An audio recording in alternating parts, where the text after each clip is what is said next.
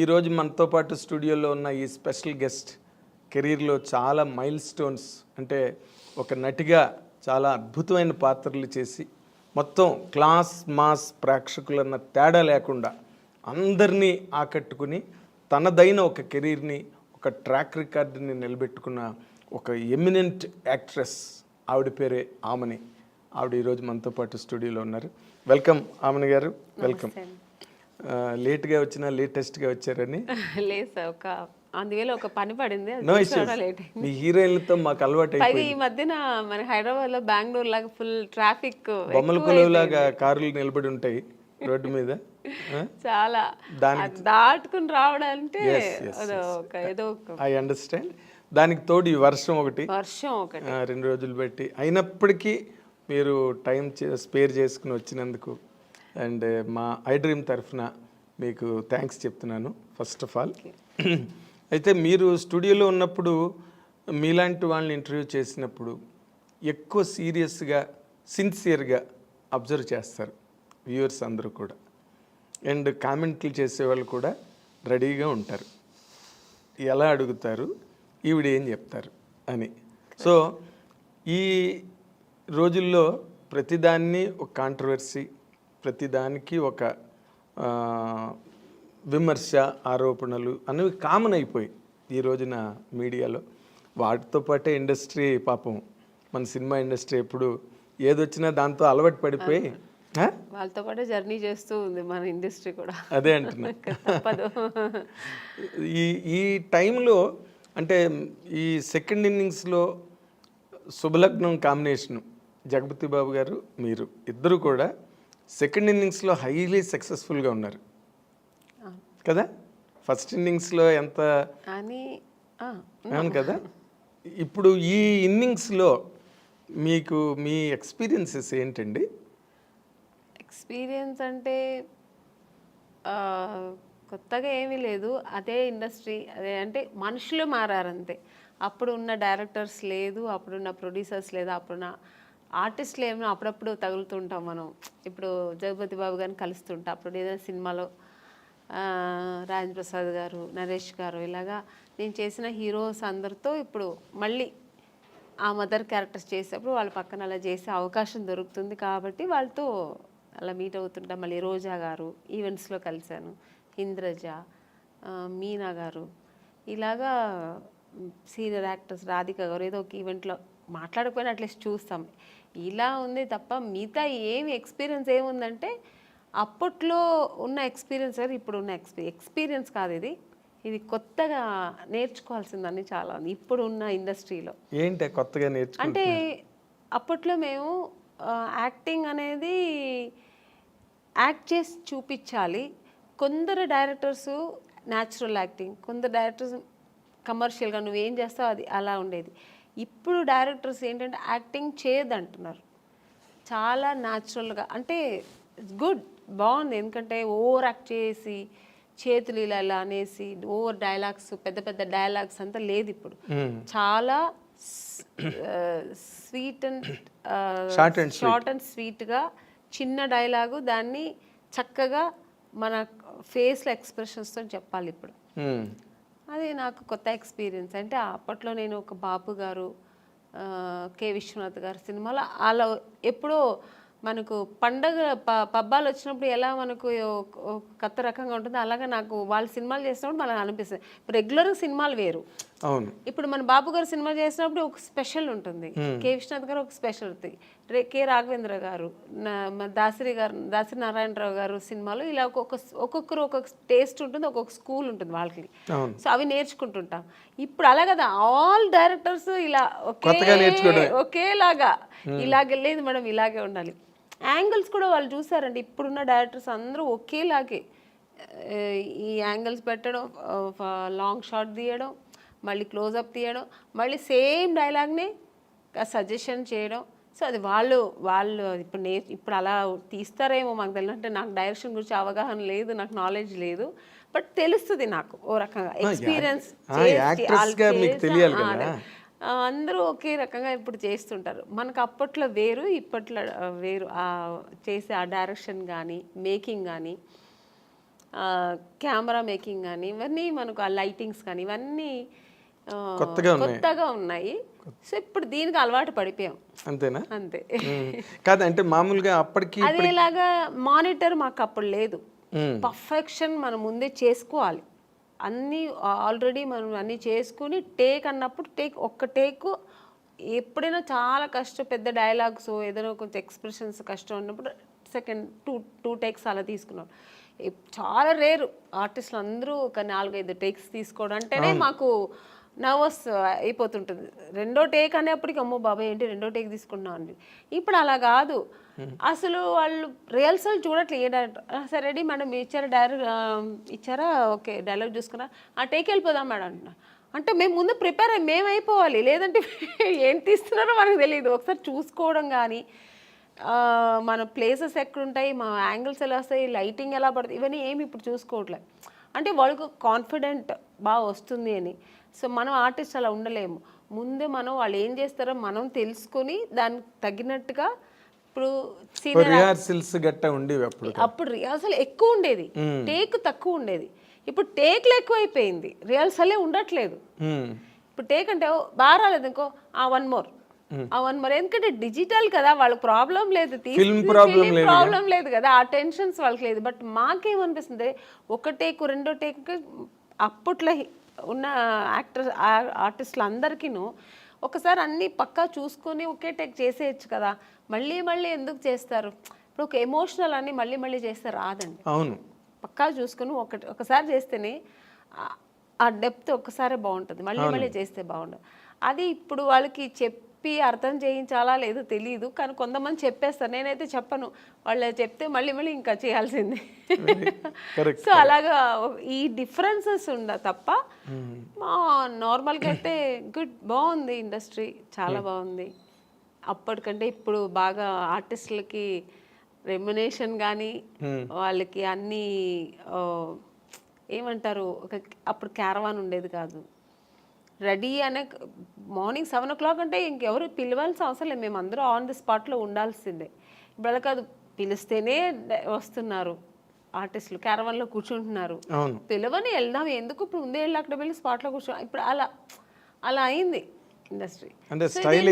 ఆ స్టైల్ అని కాదు, అంతే, అది ఇప్పుడు ఉన్న జనరేషన్ ట్రెండ్. ఎవరికి పర్వాలే, ఆర్టిస్ట్ పిలిస్తే వస్తారు, ఎందుకు వాళ్ళే చెప్తారు. కూర్చొని ఉంటే మేడం మీరు వెళ్ళి క్యారవాన్లో కూర్చోండి మేడం మేము పిలుస్తామంటారు, వాళ్ళే అంటారు. అలాంటప్పుడు మనం ఏమి చేయలేము. మీకు ఒక రకంగా అది కంఫర్ట్ కదా, కంఫర్ట్, చాలా కంఫర్ట్. ఇప్పుడు అంటే నాకు ఎలా అంటే కంఫర్ట్ అంటే ఇప్పుడు మనం చేస్తుంటే ఇంకో ఆర్టిస్ట్ చేస్తుంటే వాళ్ళు ఎలా చేస్తారో మేము అప్పుడు అబ్జర్వ్ చేసేవాళ్ళు. ఇప్పుడు మనది అయిపోయింది వెళ్ళి కూర్చుంటే ఇక్కడ ఏం జరుగుతుంది, నెక్స్ట్ సీన్ ఏమవుతుంది, ఇవన్నీ మనకు తెలియట్లేదు. అప్పట్లో అలా కాదు, మేము అందరూ స్పాట్లో ఉంటే. అప్పట్లో ఇప్పుడు శారద గారు ఉన్నారు, చేస్తుంటే ఆవిడ ఎక్స్ప్రెషన్స్ చూసేవాళ్ళం మేము. సో ఎక్స్పీరియన్స్ అయ్యేది, కాసేపు కూర్చొని మాట్లాడితే వాళ్ళ ఎక్స్పీరియన్స్ మనతో చెప్పుకునేవాళ్ళు. నాగేశ్వరరావు గారితో అంతా కూర్చుంటే అసలు ఆ స్పాట్లోంచి లేచి వెళ్ళేవాళ్ళం కాదు, వాళ్ళ ఎక్స్పీరియన్స్ అంతా చెప్పేవాళ్ళు అనమాట. సో అది మాకు చాలా నేర్చుకోవడానికి మనకు ఆ టైమింగ్స్ బాగుండేది. అది ఒక స్కూల్ లాగా ఉండేది, ఒక ఫ్యామిలీ లాగా ఉండేవాళ్ళు. సో అవంతా ఇప్పుడు లేదు, దాని గురించి ఎవరు టెన్షన్ కూడా అవ్వట్లేదు, పెద్ద సీరియస్గా తీసుకోవట్లేదు. వచ్చాం మా పని మనం చేసుకుని వెళ్ళిపోతుంటాం అన్నట్టు. సో ఇప్పుడు మేము కూడా దానికి అలవాటు కొంచెం కాదు, మామూలుగానే అలవాటు అయితే విచిత్రంగా అనిపిస్తుంది కదా. ఎప్పుడైనా మన సీనియర్ ఆర్టిస్టులు అంతా దొరికినప్పుడు కూర్చొని మాకు అలవాటు కాబట్టి అలా మాట్లాడతాం. ఇంకా కొత్త వాళ్ళతో మనకు పని ఉండదు, వాళ్ళు అలాగే ఉంటారు రిజర్వ్డ్గా. ఇంకా వాళ్ళ పనులు చేస్తే మనం ఆ పని చేస్తాం. అంటే వాళ్ళ జనరేషన్ వాళ్ళతో కలిసిమెలిసి బాగుంటారు. ఇంకా మనం దాన్ని ఫీల్ అవ్వకూడదు, ఏమీ లేదు. సరే అంతే. ఇంకా ఇప్పుడు ఇంకొకటి వచ్చింది సార్, ఫోన్స్. ఎవరు లేకపోతే ఫోన్లో కూర్చుంటారు, ఇంకా అదే వాళ్ళ ఫ్రెండ్ వాళ్ళ మమ్మీ డాడీ అన్నీ అదే, ఇంకా షార్ట్ అయిపోతే ఇంక ఫోన్లో కూర్చుంటారు. ఏం జరుగుతున్నదో ఏం తెలియదు. అక్కడ షార్ట్ అయిపోయి ఇంకా వాళ్ళు ఎలా చేస్తున్నారు అవన్నీ ఫోన్లో కూర్చుంటారు. ఇప్పుడు ఇలా అయిపోయింది అంతే. ఎవరిని ఇక్కడ తప్పు చెప్పడానికి లేదు, ఆ అట్మాస్ఫియర్ అలా, ఎన్విరాన్మెంట్ అలా అయిపోయింది మనకు. దానికి తగినట్టుగా మనం కూడా వెళ్ళిపోతాడు.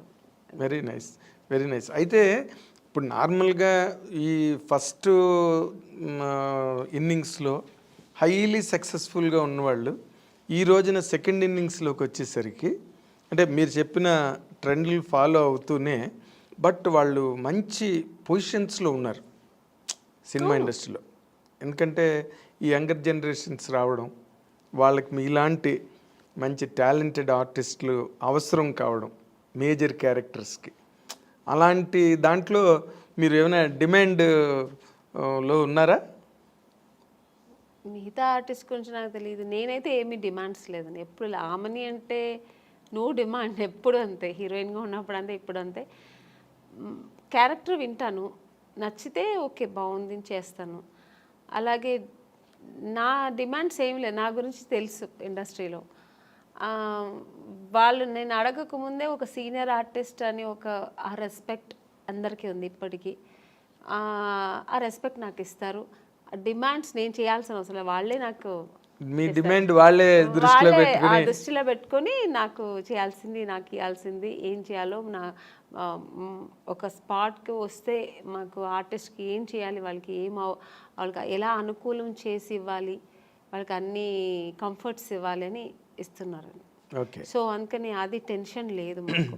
అంటే దాని గురించి ఆలోచించాల్సిన అవసరం లేదు, డిమాండ్ చేయాల్సిన అవసరం కూడా లేదు. ఎందుకంటే వాళ్ళకి తెలుసు.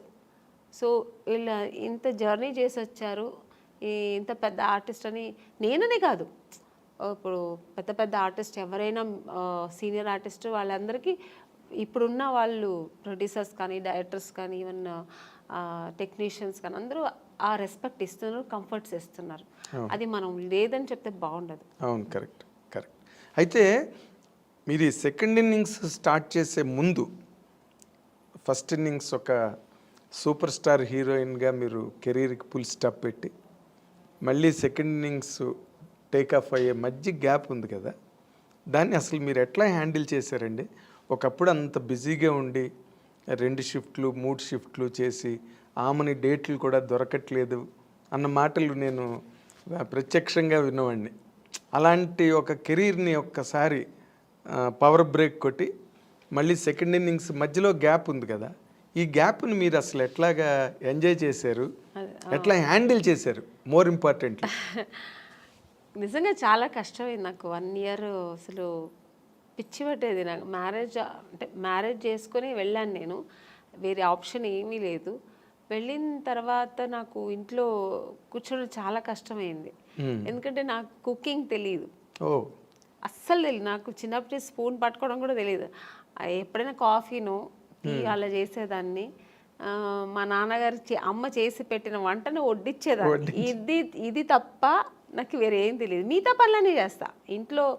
ఒక ఆడపిల్ల చేయాల్సిన పనులని ఊడవడం కానీ, క్లీనింగ్ కానీ, బట్టలు క్లీన్ చేయడం, ఇవన్నీ చేస్తా. కుకింగ్ మా అమ్మ వదిలేదు కాదు. నీకేం తెలీదు రా, నాకు ఇష్టం. నేను ఎప్పుడైనా వెళ్ళి అమ్మ నేను చేస్తానమ్మా ఈరోజు అని ఎప్పుడైనా హాలిడేస్లో చెప్తే కూడా మా అమ్మ తిట్టేది. సో అది నాకు అలవాటే లేదు అసలు. ఇంకా సినిమాకి వస్తే టోటల్గా కాఫీ కూడా మర్చిపోయాను. కాఫీ తాగడం మర్చిపోయాను. ఎందుకంటే అదో హీరోయిన్స్ అంటే అప్పట్లో కలర్ రావంటే కాఫీ తాగితే నల్లబడిపోతారు ఇలా అంతా చెప్పేవాళ్ళు కదా. అందుకని మిల్క్ తాగడం, జ్యూసులు తాగడం, మిల్క్ తాగితే ఎలా అవుతారని జ్యూసులు ఎక్కువ తాగడం, ఇలా అలవాటు అయిపోయి కాఫీ కూడా ఎలా పెట్టడం కూడా మర్చిపోయాను, తాగడం కూడా మర్చిపోయాను. సో తర్వాత వెళ్ళి ఇంకా 1 ఇయర్ కష్టమైంది. ఇంకా ఇలా కుకింగ్ ఎలా చేయాలి నేర్చుకున్నాను, ఫ్యామిలీ ఎలా రన్ చేయాలి. ఇంకా ఆ టెన్షన్స్ వేరు కదా, ఫ్యామిలీ టెన్షన్స్. అది ఫుల్ టైం జాబ్ అది. మనకి ఇలా ఏం టైం ఉండదు. ఇక 6 o'clock ప్యాకప్ అయితే రిలాక్స్ అవ్వడం ఏమి ఉండదు. ఎప్పుడు బిజీ, అది టెన్షన్స్ ఎప్పుడు ఉండదు. సో అవన్నీ నేర్చుకోవడం, లైఫ్ అనేది ఏం నేర్చుకోవాలి అవన్నీ ఆఫ్టర్ మ్యారేజ్ చాలా నేను నేర్చుకున్నాను. మా సిస్టర్స్ అంతా ఇంకా అప్పుడు పెళ్లి కాలేదు, చదువుకుంటున్నారు. సో వాళ్ళ లైఫ్ అంతా ఎలా వాళ్ళు సెటిల్ చేయడం, వాళ్ళకి పెళ్ళిళ్ళు చేయడం, ఇవన్నీ బాధ్యత మీదేనండి. అన్నీ నేను ఇంట్లో పెద్ద కాబట్టి మా బ్రదర్కి మ్యారేజ్ చేశాను, మా సిస్టర్కి మ్యారేజ్ చేశాను. సో ఇవన్నీ నాకు బిజీ, ఫుల్ బిజీ. మీరు చెప్పినట్టు 24 hours బిజీ ఉండేదాన్ని. అసలు అప్పుడు కూడా నిద్ర ఉండేది కాదు నాకు. మా మా సిస్టర్స్ చదవలేదంటే మార్నింగ్ 4 o'clock లేపి చదువు కూర్చొని అని, నేను ఒక టీచర్ లా కూర్చొని, నాకు నేను చెప్పివ్వను కాదు, నేను కూర్చుంటా నువ్వు చదువు అనేదాన్ని. సో ఇలా బిజీ అయ్యాను కాబట్టి నాకు అందులో ఒక 1 year కష్టమైంది, తర్వాత అలవాటు అయిపోయింది. ఆ లైఫ్ అలవాటు అయిపోయింది. తర్వాత బాగుంది కూడా లైఫ్ అనుకున్నాను. ఇది కూడా ఒక అంటే ఎక్కడికి వెళ్ళక్కర్లేదు, ఇంట్లోనే. సో హ్యాపీగా ఎక్కడ నాకు మామూలుగా బయట వెళ్ళడం అంత పెద్ద ఇంట్రెస్ట్ లేదండి. పార్టీలు, పబ్బులు అని వెళ్తారు కదా, నాకు అది లేదు. నాకు ఇంట్లో ఉంటే ఫ్యామిలీ చూసుకోవడం, ఎలాగో ఒక 3-4 hours దేవుడు ఇంట్లోనే గడిపేస్తా. నాకు పూజలు అవన్నీ చాలా ఇష్టం, దేవుడు నమ్మకం ఎక్కువ. సో అక్కడ సగం నాకు టైం. రేపు దేవుడికి ఏ పువ్వులు కొనాలి, ఎంత పువ్వులు కొనాలి, ఎక్కడ కొనాలి, ఇలా ఉంటుంది నాకు మొత్తం. ఈ ఆలోచనలు ఎక్కువ. రేపు ఏంటి ఏకాదశ, రేపు ఏం పూజ చేద్దాం, రేపు ఫాస్టింగ్ ఉందామా, సో ఈ ఆలోచనలు ఉంటాయి. పిల్లలకి ఏం డ్రెస్ కొనాలి, మా సిస్టర్స్ అయినా కూడా వాళ్ళకి నేనే వెళ్ళి పర్చేస్ చేసేదాన్ని, షాపింగ్ చేసేదాన్ని. సో ఇలా బిజీ ఉండేదాన్ని. ఓకే. బట్ నేను అంటే చాలామంది హీరోయిన్లతో ఈ ఇండస్ట్రీలో వాళ్ళ అనుభవాలన్నీ చూసాం కాబట్టి, ఇన్ జనరల్గా సినిమా కెరీర్లో ఉండే ఛాలెంజెస్ కానీ, లేకపోతే పర్సనల్ లైఫ్, ఫ్యామిలీ లైఫ్లో ఉండే ఛాలెంజెస్ కానీ, వాటిలో మేజర్ డిఫరెన్స్ ఏమైనా మీరు ఫీల్ అయ్యారా? అంటే కెరీర్లో కొన్ని ఛాలెంజెస్ ఉంటాయి, అలాగే ఫ్యామిలీ లైఫ్ వాటిని మెయింటైన్ చేయడం, బ్యాలెన్స్ చేసుకోవడం, ఆ ఎమోషన్స్ని మేనేజ్ చేసుకోవడం, ఇవన్నీ కూడా ఛాలెంజెస్సేగా. మోర్ ఇంపార్టెంట్లీ సినిమా హీరోయిన్లకే ఎక్కువ ఛాలెంజెస్ ఉంటాయి. ఎందుకంటే మీరు ఇందాక చెప్పినట్టుగా షూటింగ్లు అయిపోయిన తర్వాత మళ్ళీ ఇంటికి అడాప్ట్ అవ్వడానికి కొంత ఛాలెంజే అది. బట్ అదర్ దాన్ దట్ మీరు ఛాలెంజ్గా ఫేస్ చేసిన సిచ్యువేషన్స్ ఏమైనా ఉన్నాయండి అంటే ఫ్యామిలీ లైఫ్లో? చాలా ఉందండి. ఎందుకంటే నేను ఇంటికి మెయిన్ పెద్దమ్మాయి, నేనే ఫస్ట్. అన్ని రెస్పాన్సిబుల్ నాకు ముందు నుంచే అదే నాకుంది. ఎందుకంటే నేను సినిమా ఇండస్ట్రీకి వచ్చినాడు, మా బ్రదర్ చదువుతున్నాడు, మా సిస్టర్ చదువుతుంది, అందరూ చదువుతున్నారు కాబట్టి, సో వాళ్ళ ఎడ్యుకేషన్, వాళ్ళు మళ్ళీ పెళ్ళిళ్ళు, ఇవన్నీ నేను చేసేదాన్ని. అవన్నీ ఛాలెంజింగ్గా చేసేది. ఎందుకంటే నాకు అంత ఏజ్ లేదు. అంటే వాళ్ళు పెళ్ళిళ్ళు చేసేంత, ఇప్పుడు మామూలుగా పెళ్ళిళ్ళు అంటే ఏ ఏజ్లో చేస్తారు, పిల్లలు పెద్దవాళ్ళు అయ్యేప్పటికి ఒక 50 years 53 years మెచ్యూరిటీ, అప్పుడు మనకు అలా ఉన్నప్పుడు చేస్తాం. కానీ నేనే ఇంకా పెళ్లి చేసుకుని అప్పుడే వెళ్ళాను. ఆ టైంలో వాళ్ళకి పెళ్ళిళ్ళు చేశానంటే మీదే కొత్త పెళ్లి కూతురు టైప్లో నేను నా లైఫ్ ఎంజాయ్ చేయలేదు, ఫుల్ వాళ్ళకి స్పెండ్ చేశాను. ఇంకా వాళ్ళకి వెళ్ళి పెళ్లి కూతురు చూడడం, పెళ్లి కొడుకు చూడడం, వాళ్ళకి బట్టలు కొనడం, వాళ్ళకి జ్యువెల్స్ కొనడం, ఇలాంటి మా సిస్టర్కి ఇలా ఉంటే బాగుంటుంది, అలా ఉంటే బాగుంటుంది, వాళ్ళ లైఫ్ ఇలా ఉంటే బాగుంటుందేమో అని, ఈ అమ్మాయి కాదు ఈ అబ్బాయి కాదు, ఇలా ఓవర్ మెచ్యూర్డ్ ఆలోచనలు నాకు అప్పుడే వచ్చేసాయి. అవన్నీ ఛాలెంజింగే కదా నాకు, బట్ చేశాను. నాకైతే కొంచెం టెన్షన్స్ ఎక్కువ ఉండేది కానీ చేశాను. సినిమా టెన్షన్స్ వేరు, ఈ టెన్షన్స్ వేరు. సో అక్కడ కూడా మనకు ఎక్కడ కొద్దిగా ఫైనాన్షియల్ ప్రాబ్లమ్ వస్తే మళ్ళీ అది టెన్షన్. మా ఇంత గ్రాండ్గా చేయాలి, ఎందుకంటే మా అమ్మాయి, మా సిస్టర్ పెళ్ళి కదా, మా బ్రదర్ పెళ్ళి కదా, గ్రాండ్గా చేయాలి. ఆమ్ని గారు చెల్లెలు అంటారు, ఆమ్ని గారు తమ్ముడు అంటారు అని. సో అది నా గురించి నేను ఎప్పుడు ఆలోచించాను. ఇలాగా మా ఇంట్లో మా అమ్మకి ఇంత మంచి పట్టు, ఏ ఊరు వెళ్తే షూటింగ్స్లో కూడా మా అమ్మకి ఈ ఊర్లో పట్టు చీర తీసుకెళ్దా, ఈ ఊర్లో ఏంటి స్పెషల్, ఓకే జ్యువెల్స్, కేరళ వెళ్తే ఆ కేరళ బాగుంటుంది, ఈ కేరళ టెంపుల్ జ్యువెలరీ బాగుంటుంది అని ఇలా తీసుకెళ్ళేదాన్ని, సిస్టర్స్ కానీ అమ్మ కానీ. సో ఎప్పుడు నాకు ఫ్యామిలీ టెన్షన్ కాదు, అది నేను నేనే అది ఆక్యుపైడ్ అయ్యేదాన్ని, నేనే ఇంట్రెస్ట్ తీసుకొని చేసేదాన్ని, నాకు ఇష్టం కూడా. అంటే బేసిక్గా ఇప్పుడు సినిమా కెరీర్ అంటే మీకు బోల్డ్ పొగడ్తలు, అవార్డులు, షూటింగ్లు, చప్పట్లు, అసలు గ్రాండ్గా ఉంటుంది డే అంతా. ఏదైనా షూటింగ్కి వెళ్ళాలంటే ఏరోప్లేన్ ఎక్కి కార్లు వస్తాయి, వంది మాగదులు వస్తారు, ప్రొడక్షన్ మేనేజర్స్ వస్తారు, అక్కడ హీరోలు వెయిట్ చేస్తుంటారు, మేకప్ చేసుకుని సెట్లోకి రాగానే అసలు ఆ ఇన్విటేషన్స్, ఆ రిసెప్షను అన్నీ కూడా వేరే లెవెల్లో ఉంటాయి, నెక్స్ట్ లెవెల్లో. ఇవేవి ఇంటి దగ్గర ఉండవు.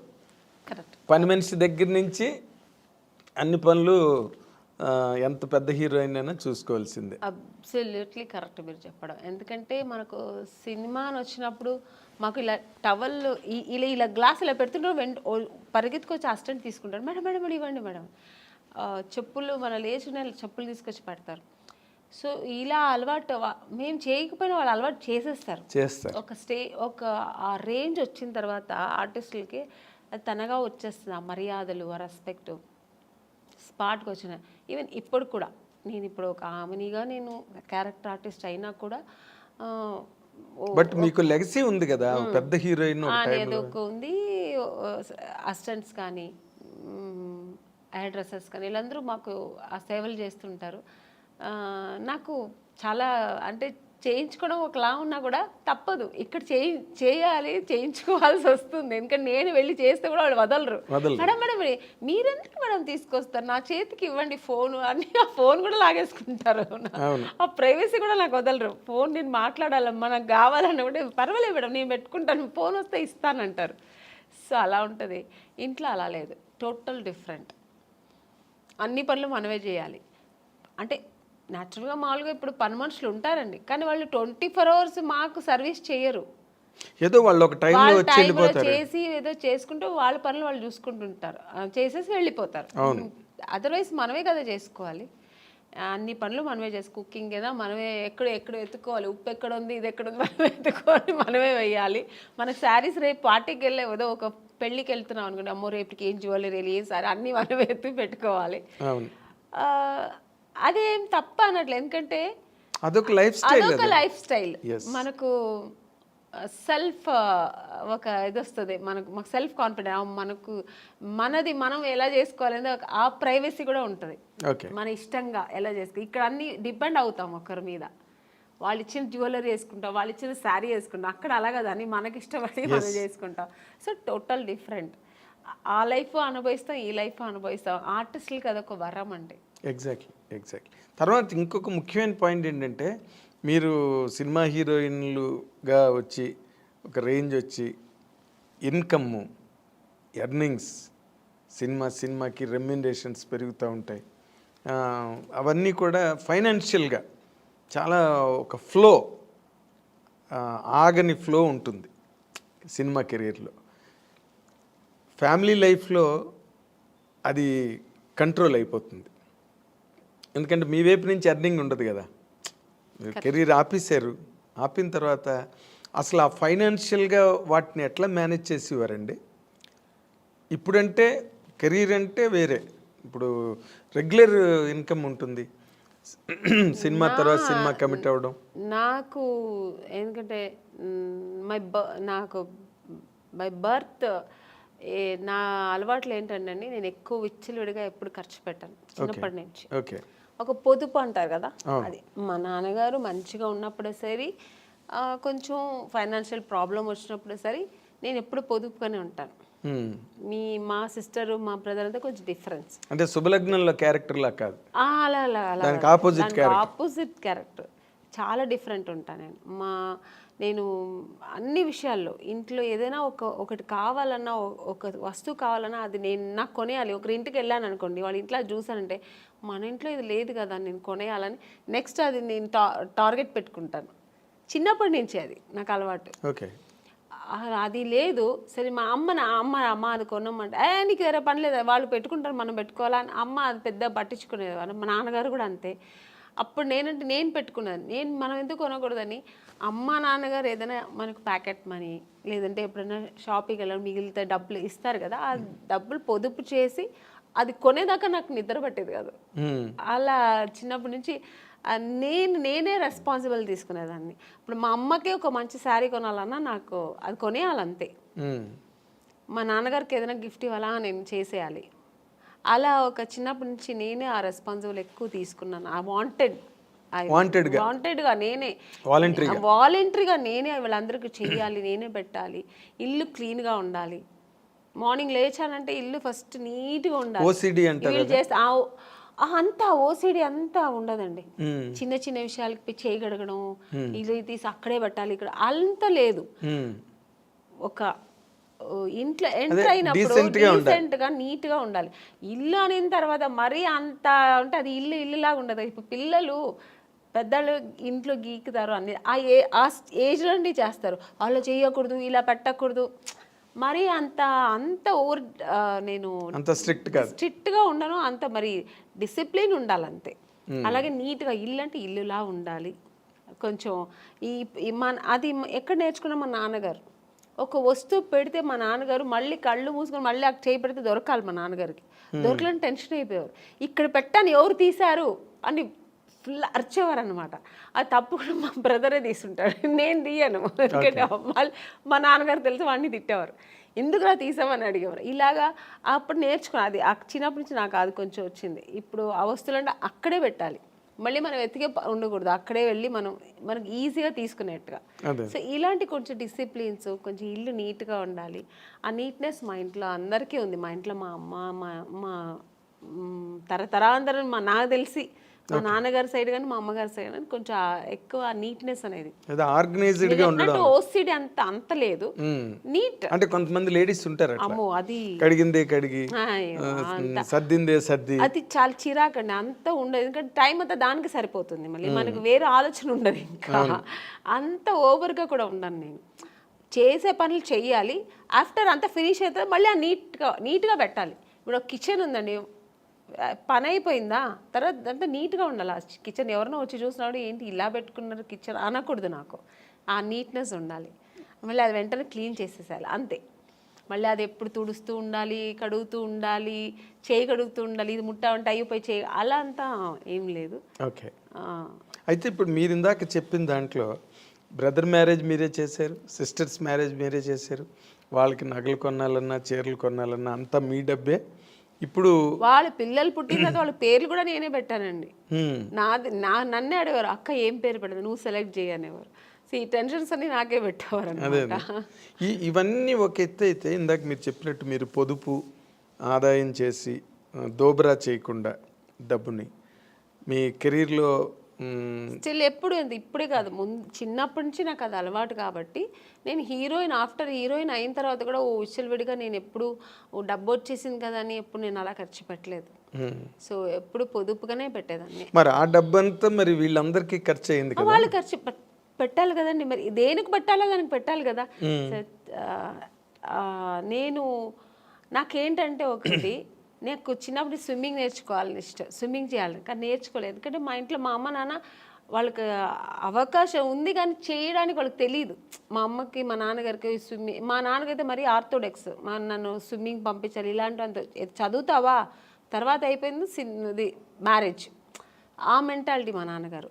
మా అమ్మగారికి తెలియదు అవన్నీ చెయ్యాలి, పిల్లలు ఫ్యూచర్కి ఇలా ఉండాలి, ఇవన్నీ నేర్చుకుంటే అమ్మాయిలు కూడా మన అబ్బాయిలు మా బ్రదర్ వాడు అబ్బాయి కాబట్టి బయట వెళ్ళి వాడు అన్నీ నేర్చుకున్నాడు, నేను అలా వెళ్ళలేదు.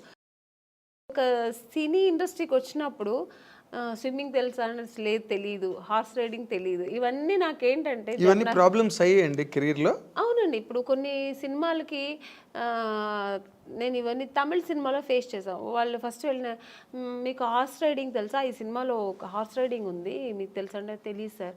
ఓకే, దీనివల్ల సినిమాలు నాకు అవకాశం లేకుండా పోయిన ఎన్నో ఇవి సంఘటనలు కూడా జరిగింది నాకు.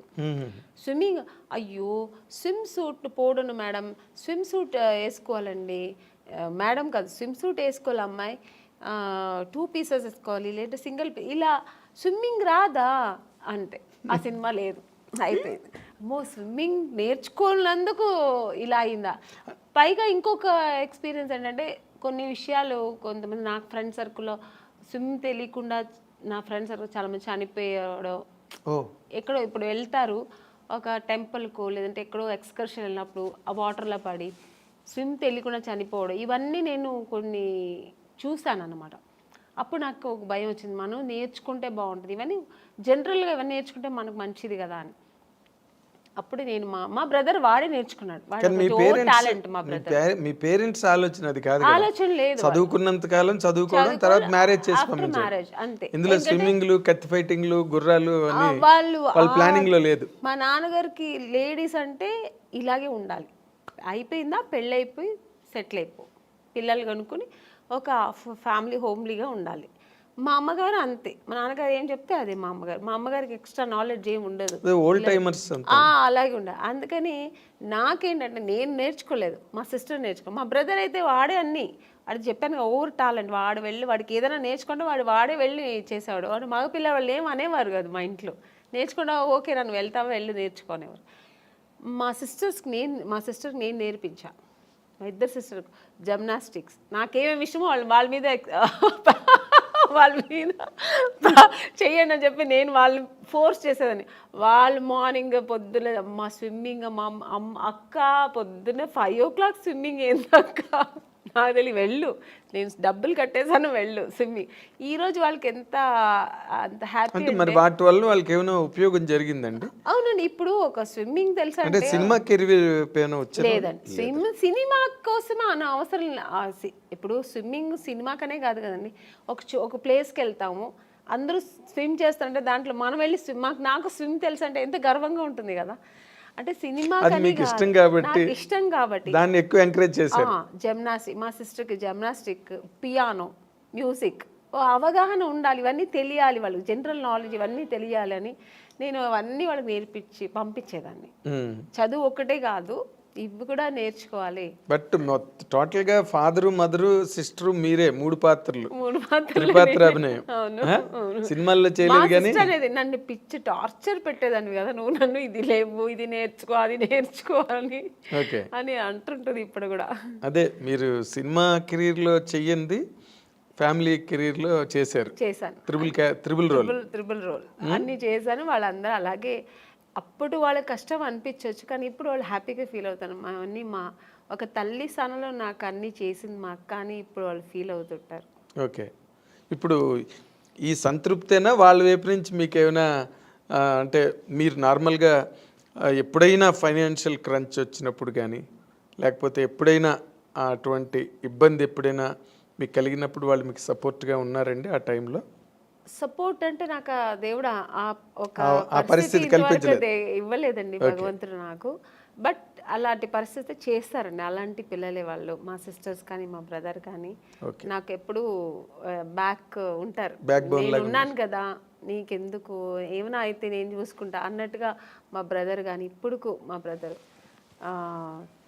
ఇప్పుడు ఏముంటాను. ఎందుకంటే నాకు కొంచెం లేట్గా పిల్లలు అయ్యారు, చిన్న పిల్లలు ఇప్పుడు నాకు ఎప్పుడైనా హెల్త్ ఇష్యూస్ వస్తే కూడా నేను వాటితో షేర్ చేస్తుంటా. ఏందో నాకు భయంగా ఉంది, ఇలాగా అలాగా ఫ్లైట్లో వెళ్తుంటే ఏదో సౌండ్స్ వస్తుంది, నాకు భయం వస్తుంది అంటూ చాలు.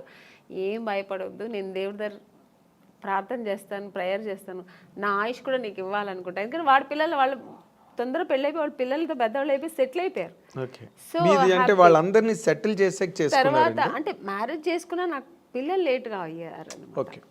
సో అందుకని అంతా ఒక మంచి మనసు, మా బ్రదర్ కానీ మా సిస్టర్స్ కానీ వాళ్ళందరూ, మా సిస్టర్ నేనున్నాను కదక్క నువ్వు ఎందుకు బాధపడతావు, నేను చూసుకుంటాను నీ పిల్లల్ని అంటారు. So nice. అదే మీరు మీ పిల్లల్ని కూడా లాస్ట్ టైం ఎప్పుడు మనం అనుకున్నప్పుడు కూడా పిల్లలు ఎగ్జామ్స్ అవుతున్నాయండి అయిన తర్వాత నేను వస్తాను చెప్పాను, ఐ రిమెంబర్. అంటే అంత కనెక్టెడ్గా సినిమా కెరీర్లో ఉండడం కష్టం నార్మల్గా అయితే. బట్ నేను అనుకున్నప్పుడు అనమాట మీరు బాగా మంచి హోమ్ బర్డ్ మీరని. అవును, మొన్న ఎప్పుడు కూడా రోజా గారు దేనికి ఫోన్ చేశారు, అంటే ఏదో ఒక విషయాన్ని ఫోన్ చేసినప్పుడు ఏం చేస్తున్నా అమ్మని అంటే ఇప్పుడే స్కూల్కి వెళ్ళొచ్చాను పిల్లలు అంటే 100% హౌస్ వైఫ్ అనమాట.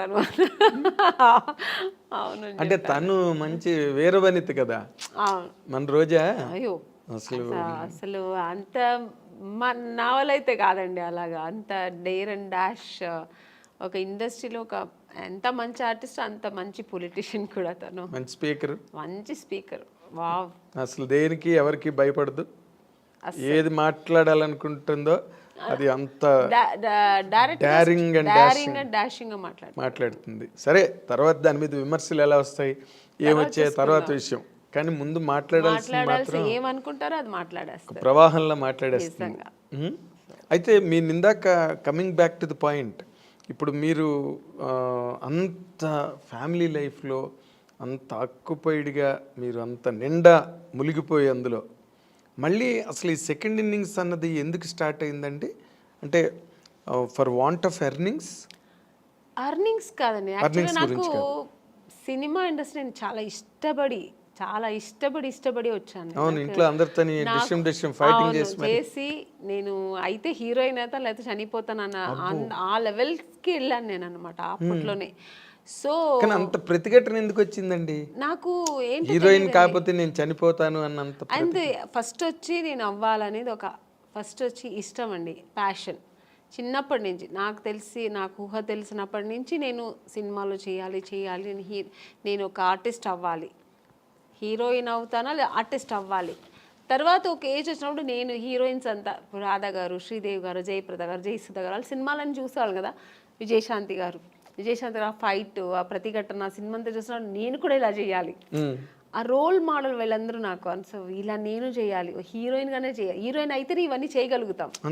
సో అక్కడి నుంచి అది స్టార్ట్ అయింది. ఇండస్ట్రీకి వచ్చి ట్రై చేసినప్పుడు ఫెయిల్యూర్ వెళ్ళినప్పుడు మనం ఏమనుకుంటాం, మేము అందంగా ఉన్నాము, మాకు అన్నీ తెలుసు, వెళ్ళిన వెంటనే రామ్మా నువ్వు ఈ సినిమాలో నువ్వే హీరోయిన్ అని రెడ్ కార్పెట్ వేసి వెంటనే ఇచ్చేస్తారా అనే ఒక ఊహలో వస్తాం. నేనే కదా, అందరూ వచ్చేవాళ్ళు అలాగే వస్తారు. సో ఒక డ్రీమ్తో వచ్చినప్పుడు ఇక్కడ వచ్చిన తర్వాత ఇప్పుడు ఒక మౌంటైన్ ఉందండి, అది దూరం నుంచి చూస్తే అది చాలా అందంగా ఉంటుంది, దగ్గర వెళ్ళిన తర్వాత ఎన్ని రాళ్ళు ఉన్నాయి, ఎన్ని ముళ్ళు ఉంటాయి, దాన్ని అక్కడ ఎక్కడానికి ఎంత కష్టం ఉంటుంది అనేది తర్వాత తెలుస్తుంది.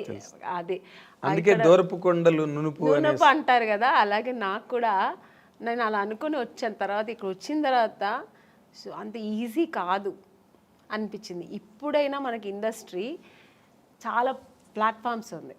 ఒకవేళ హీరోయిన్ అవ్వలేదు, ఒక 4-5 సినిమాలు ట్రై చేసాం, దొరకలేదు అనుకోండి, ఓకే లేకపోతే ఏంటి మనం ఏదో చేసుకుందాం, యాంకర్ అవ్వచ్చు, దాంట్లో ట్రై చేయొచ్చు, సీరియల్ హీరోయిన్ అయిపోవచ్చు, చాలా ఉన్నాయి ఇప్పుడు మనకు ఆప్షన్స్ ఎక్కువ ఉన్నాయి, మోడలింగ్ చేయొచ్చు, దానికి తగినట్టుగా మనం మన బాడీని చేసుకుని మోడలింగ్ చేయొచ్చు, ఇలా చాలా ఆప్షన్స్ ఉన్నాయి.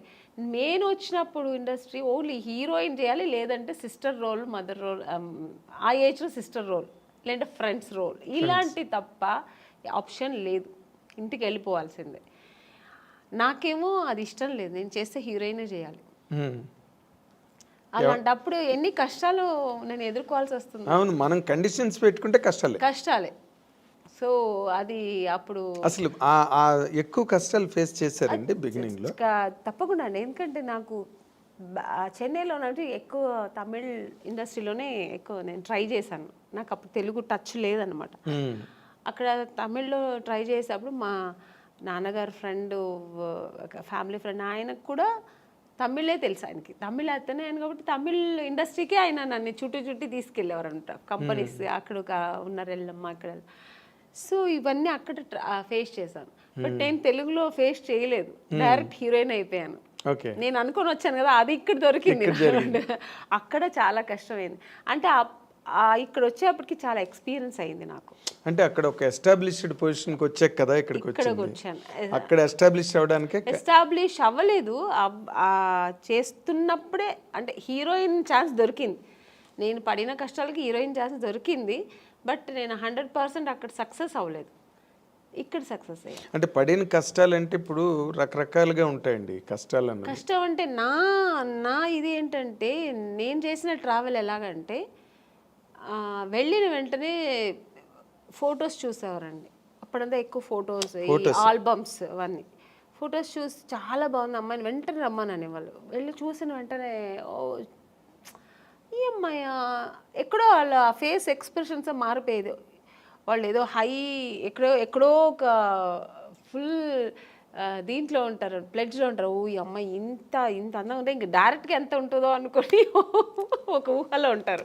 నన్ను చూసిన వెంటనే మేము కొంచెం అంత నార్త్ ఇండియన్ కలర్స్ కాదు, హైట్ ఉన్నాం కానీ నార్త్ ఇండియన్ కలర్ కాదు. మెయిన్ ఆ కలర్ కాంప్లెక్షన్ కదండి ఫస్ట్ మీకు లుక్ ఏమిస్తుందంటే ఆ కలర్ కాంప్లెక్షన్ చూసిన వెంటనే బాగుంది అనేది అనిపించేది. అక్కడ నేను ఫెయిలియర్ అయ్యేదాన్ని చూసిన వెంటనే. కలర్ దెబ్బ కొట్టింది మిమ్మల్ని. ఇంకొకటి మీరు చెప్పినట్టు ఇప్పుడు ఆ స్పీకింగ్ మనం చూసిన కొంతమంది పడపడని మాట్లాడేస్తారు. నేను కొంచెం అలా మాట్లాడను, రిజర్వ్డ్గా ఉంటాను. నమస్తే కూర్చుంటా, అడిగిన దానికి ఆన్సర్ అంతే, ఎక్స్ట్రా మాట్లాడడం నేను మాట్లాడడం కూడా. అది ఎంత వాళ్ళకి ఏంటో అమ్మాయి నిజంగానే యాక్టింగ్ చేస్తుందా లేదా మూడీ క్యారెక్టర్ అని ఎక్కడో వాళ్ళకి ఏదో ఫీల్ అయ్యేవారు. సార్ చెప్పి పంపిస్తాం అనేవారు. ఇలా ప్రతి ఒక్క కంపెనీలో జరుగుతుంది. కానీ తమిళ్లో మీరు కలర్ అంటున్నారు, సావిత్రి గారు భయంకరమైన కారు నలుపు, వాణిశ్రీ గారు మామూలు నలుపు కాదు, ఆవిడకి 4 గంటలు 5 గంటలు మేకప్ చేసేవారు వాణిశ్రీ గారు. కరెక్టే అండి, మీరు చెప్పేది కరెక్టే. బట్ నేను వచ్చేప్పటికి ట్రెండ్ చాలా మారింది, చాలా మారింది. అంత అప్పుడు ఉన్నంత ఇప్పుడు సావిత్రి గారు అప్పుడు ఎంత లావు ఉన్నవారు, బట్ చక్కగా ఫేస్ అందంగా ఉంటే ఓన్లీ ఆ ఫేస్ చూసేవారు అనమాట. మీకు ఆ స్ట్రక్చర్ చూసేవాళ్ళు కాదు. ఈవెన్ భానుమతి గారు కానీ మన వాణిశ్రీ గారు కానీ అప్పుడంతా స్ట్రక్చర్ ఏమి చూసేవాళ్ళు కాదు. ఫేస్ వర్క్ అప్పుడు అన్న ఓన్లీ ఎక్స్ప్రెషన్స్, యాక్టింగ్ ఇది చూసేవారు అనమాట. ఆ తర్వాత జనరేషన్ ఇప్పుడు శ్రీదేవి గారు వాళ్ళంతా వచ్చేప్పటికి స్ట్రక్చర్ మెయింటైన్ చేసేవాళ్ళు, అందము అన్నీ వచ్చేసింది కదా. సో అది అప్పటికే మీకు నార్త్ ఇండియన్స్ చాలా మంది వచ్చారు, నగ్మా గారు అప్పటికి వచ్చేసారు, మీ టైంకి వచ్చేసారు. సో అక్కడ అదే వచ్చింది. ఖుష్బూ గారు వీళ్ళందరూ ఇక్కడ ఎంటర్ అయిపోయారండి. అప్పటికి వాళ్ళంతా వచ్చి ఇక్కడ అప్పుడు సామ్రాజ్యం ఏలుతున్నారు. ఆ టైంలో నేను ఎంటర్ అయ్యాను. అప్పుడు ఎలా ఉంటుంది చెప్పండి. సో అంటే కొన్ని సినిమాలకి ఇలా ఉంటే చాలే అనుకొని దొరికేది వేరు. అన్ని కమర్షియల్ సినిమానికి అలా అనుకోరు కదా. ఒక గ్లామర్ హీరోయిన్ కావాలనుకుంటారు, చాలా అందం మంచి కలర్ కావాలనుకుంటారు. సో అక్కడ మనం ఫెయిలియర్ అవుతాం కదా.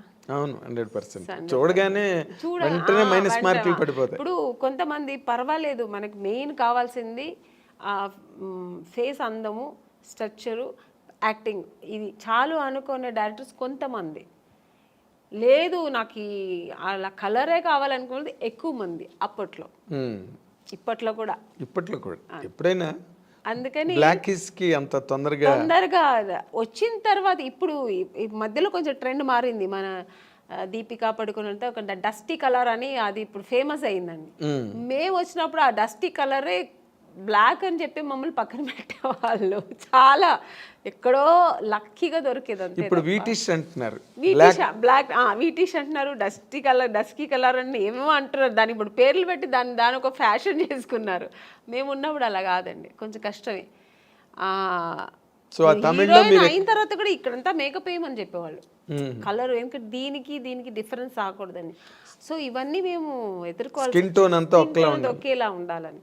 సో అప్పుడు నేను చాలా మా అమ్మని తిట్టేదాన్ని, నువ్వు ఎందుకు మా నన్ను కలర్గా కనలేదు, నువ్వు మా బ్రదర్ మంచి కలరు, వాడు మాత్రం ఎందుకు అంత కలర్ ఉన్నాడు అని మా నాన్నగారు లాగా వాడు, మా అమ్మ కొంచెం కలర్ తక్కువ. ఇలాగా నాకు ఆ ఒక ఫీలింగ్ నాకు ఎప్పుడు ఉండేది. మా అమ్మతో ఎప్పుడు నేను వెళ్ళి మా అమ్మతోనే గొడవ పెట్టేది, నాకేంటే తెలుసు దేవుడు నీకు ఆ కలర్ ఇచ్చాడు, నువ్వు హీరోయిన్ అవుతా నాకు తెలిసి ఉంటే నేను ఇంకొంచెం కుంకుమ పువ్వు ఎక్కువ తాగేదాన్ని. మా అమ్మ అంటే ఆవిడకి అంతే, కుంకుమ పువ్వు తాగితే ఎక్కువ తాగితే అంటే అదేదో అప్పుడు ఒక నమ్మకం. సో అలా తమిళ్లో మీరు బాగా ట్రై చేస్తున్న టైంలోనే తెలుగులో కట్ అయ్యారు అనమాట మీరు. అవును, ఛాన్స్లు వచ్చి చేసినట్టున్నారు కదా మీరు. రామరాజుతో చేశాను, రామరాజు గారితో చేశాను, శరత్ కుమార్ గారితో చేశాను. హీరోయిన్ మాత్రం అయ్యేదేమో అయిపోయాను, బట్ సక్సెస్ అనేది నాకు దొరకలేదు. హీరోయిన్ అయిన తర్వాత కూడా సక్సెస్ అనేది చాలా ఇంపార్టెంట్ అనేది నాకు తమిళ్లో తెలిసింది. ఎందుకంటే 2 సినిమాలు ఆడలేదంటేనే ఐరన్ లెగ్ అని పక్కన పెట్టేస్తారు. అప్పుడు కాదు ఇప్పుడు అంతే కదా, ఎప్పుడైనా సెంటిమెంట్ ఎక్కువ చూస్తారు మన ఇండస్ట్రీలో. సో అది నాకు ఇంకా బాధేసి, అమ్మో బాబోయ్ మన హీరోయిన్ అవ్వడం మాత్రమే కాదు పెద్ద విషయం, సక్సెస్ అనేది చాలా చాలా ఇంపార్టెంట్ అని. ఇంక నాకు ఒకటే, ఇప్పుడు మా అమ్మ కలర్ లేదంటే మా అమ్మతో ఎలా గొడవ పెట్టాను, అలాగా నాకు సక్సెస్ అవ్వాలి, హీరోయిన్ అవ్వాలంటే నేను దేవుడి దగ్గర గొడవ పెట్టేదాన్ని. నేను ఎందుకు ఇంకెవరు నాకు ఎక్కువ నా ఫ్రెండ్ కానీ నాకు మా తల్లిదండ్రుల కంటే ఎక్కువ కనెక్ట్ అయ్యేది నేను దేవుడితోనే. నేను అలా పెరిగాను చిన్నప్పటి నుంచి. కొంచెం మా ఇంట్లో ఎక్కువ ఆధ్యాత్మికంగా మా నాన్నగారు కొంచెం భక్తి పూజలు ఎక్కువ. మా నాన్నగారు ఎక్కువ టెంపుల్స్కి వెళ్తుంటారు, మా అమ్మ కూడా అంతే, కొంచెం పూజలు. మెడ్రాస్లోనే కల్చర్ ఎక్కువ బేసిక్. లేదు, మేము బేసికలీ బెంగళూరు కదా, ఈవెన్ బెంగళూరులో కూడా. సో అది అలవాటు అయిపోయి నాకు దేవుడితో ఎక్కువ కనెక్ట్ అయ్యేదాన్ని నేను. సో అక్కడ ఆయన అడిగేదాన్ని, ఎందుకు నన్ను ఇలా చేస్తున్నావు, నాకు సక్సెస్ ఇవ్వాలని. సినిమా షూటింగ్ వెళ్తున్నానంటే ఫస్ట్ దేవుడు ఈ సినిమా పెద్ద సక్సెస్ అవ్వాలి వేడుకుంటా. ఇప్పుడు కూడా అంతే. ఏ సినిమా నేను చిన్న క్యారెక్టర్ చేసినా దేవుడి దగ్గర అదే వేడుకుంటా. నేను చేసిన ప్రొడ్యూసర్స్ హ్యాపీగా ఉండాలంటే ఆ సినిమా సక్సెస్ అవ్వాలి. సో దాన్ని సక్సెస్ చేయాలని అయితేనే కదా మళ్ళీ. అవును కదా, ఆ ప్రొడ్యూసర్స్ బాగుంటాయి కదా, మనలాంటి వాళ్ళు అందరూ బాగుంటాం. 100%. అదే ఇందాక మీరు చెప్తున్న దాంట్లో అంటే తమిళ్లో మీరు చేస్తున్నప్పుడు ఏమైనా మీ మీద పాలిటిక్స్లు గట్ట ఏమైనా జరిగాయండి? అంటే లేదండి, అలాంటి వాతావరణం ఏమైనా ఉండేది అప్పుడు? నాకు అలాంటి వాతావరణం ఎక్కడా లేవు. వచ్చాయి ఇప్పుడు పెద్ద పెద్ద కంపెనీలు ఎక్కడ నాకు రాలేదు. ఎందుకంటే మీరు గరగట్ గోపన్న సినిమాలో ఫస్ట్ బుక్ అయింది, అది వచ్చి అలా జరిగింది. తర్వాత దేవికి గారి అమ్మాయి కనక దానిలోకి వచ్చింది. యాక్చువల్ కరకట్టకారంలో నా ఫొటోస్ వెళ్ళి ఫస్ట్ సెలెక్ట్ అయిపోయానండి. సెలెక్ట్ అయిపోయి ఇంకా షూటింగ్ ఇంకొక 15 days 10 days ఉందన్నప్పుడు అక్కడ ఒక చిన్న కాంట్రవర్సీ జరిగింది. అంటే నన్ను తీసుకెళ్ళి యాక్ట్రెస్ నళిని గారు అని ఉంటారు. అవును, రామరాజు గారు వాళ్ళ వైఫ్, వాళ్ళు సిస్టర్ హస్బెండ్ నన్ను తీసుకెళ్లారు. యాక్చువల్గా ఆయన ముందు నళిని గారికి మేనేజర్ అట. సో ఆయన అది ఆయన ప్రొఫెషనల్ అనమాట. సో నన్ను తీసుకెళ్ళి చూపించి ఓకే అయింది, నా ఫొటోస్ ఓకే అయింది. తర్వాత ఆయన ఏమన్నారంటే 5 years అగ్రిమెంట్ వేసుకోవాలి, నేను మీరు హీరోయిన్ చేస్తారు కదా, అన్ని డేట్స్ నేనే చూస్తాను. ఓకే డేట్స్ ఫైన్, మీరు డేట్స్ చూసుకోండి అన్న, బట్ రెమ్యునేషన్ నాకు 50%, మీకు 50% అన్నారు. అది నేనైతే ఓకే చెప్పాను. నాకు అప్పుడు అంత హీరోయిన్ అయిపోవాలి, పెద్ద హీరోయిన్ అయిపోవాలి. అక్కడ నాకు డబ్బు ప్రిఫరెన్స్ నేను ఎప్పుడు ఇవ్వను, నాకు తెలియదు కూడా. అది డబ్బు ఇలా చేయొచ్చు, డబ్బు కూడా చాలా ముఖ్యం అనేది ఇప్పుడు తెలుసు, నాకు అప్పుడు తెలియదు. మా అమ్మ వద్దనేసారు. మా నాన్నగారికి ఫోన్ చేసి చెప్పాను, నాన్నగారు కూడా అలా అంత వద్దమ్మా అన్నారు. మా అమ్మ అయితే వద్దు, అలా అంత అవసరం లేదు, డేట్స్ కావాలంటే మీరు చూడండి, పర్సంటేజ్ ఏదో ఉంటాయి కదా అలా తీసుకోండి అలా అన్నారు. సో టోటల్గా వాళ్ళతో మనం డిపెండ్ అయిపోతే కష్టం అని చెప్పి నా అమ్మ వద్దనేసారు. అమ్మ నేనన్నాను, ఎందుకమ్మా అంటే మళ్ళీ మనకు సినిమాలో ఆ సినిమా పోతుంది అన్నమాట. నువ్వు అవ్వాలంటే హీరోయిన్ ఎవరు మార్చలేరు, దేవుడు ఉన్నాడు, నువ్వేం భయపడకు, వద్దు అలాగంతా అనేస్తే నెక్స్ట్ జరిగింది అదే. ఆ సినిమా నాకు లేదు, నేను కరగాటక సినిమాలో లేదు, వాళ్ళు పిలవనే లేదు మళ్ళీ నన్ను. మరి ఇతను మేనేజర్ కదా, మేనేజ్ చేసి ఏం చేశారో తెలీదు. మొత్తానికి అక్కడ వాళ్ళు మళ్ళీ కనక అదే మన దేవిక గారికి డాటర్ వేశారు. సినిమా కూడా పెద్ద సక్సెస్, చాలా పెద్ద హిట్ అయింది. రామరాజ్కి అప్పుడు ఎంజీఆర్ కున్నంత ఇమేజ్ ఉండేది. ఆవిడ కూడా, అమ్మాయి కూడా పెద్ద హీరోయిన్ అయింది. బట్ ఆ నెక్స్ట్ సినిమా మళ్ళీ నాకు దొరికింది ఆయనతోనే, అదే రామరాజు గారితోనే, సేమ్ గంగేమరన్ గారి డైరెక్షన్ లో ఆయన సెకండ్ సినిమానే నాకు దొరికింది. ఎట్లా అదేలా జరిగింది ఏమో తెలియదండి. మళ్ళీ ఎందుకంటే వీళ్ళు ఓన్లీ ఫొటోస్ చూపించారు. రవి గారు అని పెద్ద స్టిల్ ఫోటోగ్రాఫర్ అండి, రవి అని. ఆయన అసలు ఆ ఫొటోస్ చూసాను, మామూలుగా తీసినప్పుడు ఏం పెద్ద లైట్స్ 2 lights పెట్టి తీస్తాడు ఆయన, చాలా బ్యూటీగా ఉంటుంది, చాలా బాగుంటుంది అసలు, ఏదో ఒక సంథింగ్ స్పెషల్. అని మనకు తెలుగులో సెబాస్టియన్ బ్రదర్స్ ఉండేవాళ్ళు, సేమ్ అలాగా అక్కడ ఆయన తమిళ్లో ఆయన చేసిన స్టిల్స్ అక్కడ ఫస్ట్ ఓకే అయింది. సెకండ్ నేను సెబాస్టియన్ బ్రదర్ ఆఫీస్ వాళ్ళతో ఫొటోస్ తీయాలని వెళ్తే ఆయన సెబాస్టియన్ బ్రదర్ ఊరికే వాళ్ళ ఆఫీస్ ముందు ఊరికే ఒక 2 photos తీశాడు. ఆయన ఇవేం మేకప్ లేదు, మామూలుగా నేను వెళ్ళాను, ఫొటోస్ తీస్తే ఆ ఫోటో నాకు ఇచ్చారనమాట. అది ఎవరు చూసినా అమలా గారులా ఉన్నారు, ఇలా ఉన్నారు, అలా అంటే ఒక ఆర్టిస్ట్లా ఉండేది, మేకప్ లేదు, ఏమీ లేదు, చాలా బాగుండింది, ఇంత బ్యూటీ ఉండింది. ఆ ఫొటోస్ ఎలాగో మేనేజర్ తీసుకెళ్ళి గంగేమరన్ వాళ్ళకి, మీకు తమిళ్లో ఎక్కువ కొంచెం న్యాచురల్ ఇష్టపడతారు, ఓవర్ మేకప్, కలర్ మేకప్ కూడా ఎక్కువ ఉండదు. ఆయనకు చాలా నచ్చింది ఆ ఫోటో. మళ్ళీ ఆ అమ్మాయి ఈ అమ్మాయి అనుకున్నారా లేదు, ఏమి జరిగిందో ఆ ఫోటో చూస్తే ఆయన వెంటనే పిలిచి మాట్లాడి ఆ సినిమాకు అవకాశం ఇచ్చారు హీరోయిన్గా. సో అక్కడ హీరోయిన్ అయిన తర్వాత ఇక్కడికి వచ్చారు? అవును, హీరోయిన్ చేస్తున్నాను, అది ఇంకా సగంలో ఉంది షూట్. ఆ సగం అవుతున్నప్పుడు మళ్ళీ ఇంకో సినిమా, అంటే మామూలుగా గంగేమరన్ గారి సినిమా పెద్ద బ్యానర్లో రామరాజు గారు పక్కన చేస్తున్నానప్పుడు ఒక 2-3 సినిమాలు నేను అప్పటికే బుక్ అయిపోయాను అక్కడ. సో చేస్తూ ఉన్నప్పుడు నాకు తెలుగులో ఆఫర్ వచ్చింది, ఎవరు మన ఈవి గారు. కానీ నాకు తమిళ్లో ఇంత కష్టపడి ఇంకా తెలుగు ఎంత పెద్ద ఇండస్ట్రీ అప్పట్లో, అవును, ఎప్పుడైనా పెద్ద ఇండస్ట్రీ, ఇప్పుడు ఇప్పుడు అంతకన్నా పెద్ద ఇండస్ట్రీ. ఇప్పుడు అంటే నేనేమంటాను, అప్పుడు ఓన్లీ తెలుగు మాత్రమే పెద్ద ఇండస్ట్రీ. ఎగ్జాక్ట్. ఇప్పుడు కన్నడ, హిందీ, తమిళ్ ఇప్పుడు అన్నీ కొంచెం ఆ ఈక్వల్ వచ్చేసింది. ఇప్పుడు ఒకప్పుడు కన్నడ ఇండస్ట్రీ అంటే ఏమీ లేదు. ఇప్పుడు ఈక్వల్ టు మనకు తెలుగులా అవును, వాళ్ళు ఎక్కువ ఖర్చు పెట్టి తీసుకున్నారు. రవిచంద్రతో ప్రారంభమైంది. అవును. ఇప్పుడు అప్పుడు అలా కాదు, ఓన్లీ తెలుగు ఇండస్ట్రీ అంటేనే ఒక హిందీ తర్వాత నెక్స్ట్ మనకి తెలుగు. ఎగ్జాక్ట్లీ. అలాంటి ఇండస్ట్రీలో మనకు దొరుకుతుంది, అమ్మో బాబా అది ఇంపాసిబుల్. నేను తమిళలోనే ఇంత ట్రై చేశాను, ఇంకా తెలుగులో చాలా కష్టం అనుకొని నాకు అసలు నమ్మకం లేదండి. కానీ దొరికింది. అది ఎలా జరిగిందండి? అప్పుడు ఆ టైంలో నాకు కరెక్ట్గా మా నాన్నగారు పోయారండి. ఆయన హెల్త్ ఇష్యూస్ వల్ల ఆయన పోయారు. నేను అప్పుడు తమిళ్ షూటింగ్లో వేరే ఎక్కడో ఉన్నాను, అవుట్డోర్లో ఉన్నా, నేను మా అమ్మగారు. మా బ్రదరు మా సిస్టర్ ఇంట్లో ఉన్నారు, వాళ్ళు ఇంకా చిన్నపిల్లలు పాపం. మా బ్రదర్ తెలిసి వాడు వెళ్ళిపోయాడు. మా సిస్టర్ని తీసుకెళ్ళాక వాడు చిన్నపిల్ల పక్కింట్లో వదిలేసి వాడు వెళ్ళాడు. నాకు కబురు చేశారు. అప్పట్లో మీకు సెల్ ఫోన్ అవన్నీ ఏమీ లేదు. ఫోన్ ఉంది, హోటల్కి ఫోన్ ఉంది, హోటల్కి ఇన్ఫార్మ్ చేస్తున్నారు. వాళ్ళు రిసెప్షన్ వాళ్ళు చెప్పారు. ఎవరి దగ్గర చెప్పారు? ప్రొడ్యూసర్తో చెప్పారు. నేను షూట్లో ఉన్నా, నేను మా అమ్మ షూట్లో ఉన్నాము. ప్రొడ్యూసర్ ఏంటంటే అది క్లైమాక్స్ సీన్, అది ఆల్ ఆర్టిస్ట్ కాంబినేషన్. చెప్తే ఈ అమ్మ ఈరోజే వెళ్ళిపోతుంది, నెక్స్ట్ డే మనకు షూటింగ్ కష్టం అయిపోతుందని ఆయన ఏం చేశారు, చెప్పలేదు. ఏదో మీ నాన్నగారు సీరియస్ అంట అని చెప్పారంతే, పోయారని చెప్పనే లేదు మాకు. నేను సీరియస్ అంటే నాన్నగారు కొంచెం హెల్త్ ఇష్యూస్ ఉంది కదా సార్, అప్పుడు కొంచెం భయపడ్డాను. కానీ సార్ ఏమైందంటే ఫోన్ అక్కడి నుంచి ఇక్కడ బెంగళూరు చేసే మా నాన్నగారు షూట్ చేస్తే కనెక్ట్ అవ్వట్లేదు. సరే అని చెప్పి నేనేం చేశాను, నువ్వు నెక్స్ట్ డే మళ్ళీ మా బ్రదర్ ఫోన్ చేసి కొంచెం ఏదో ప్రెషర్ ఇచ్చినప్పుడు నెక్స్ట్ డే మార్నింగ్ చెప్తున్నాడు ఆయన, ఇలా నాన్నగారు ప్రాబ్లం ఉన్నారు, పోయారు అన్నట్టుగా.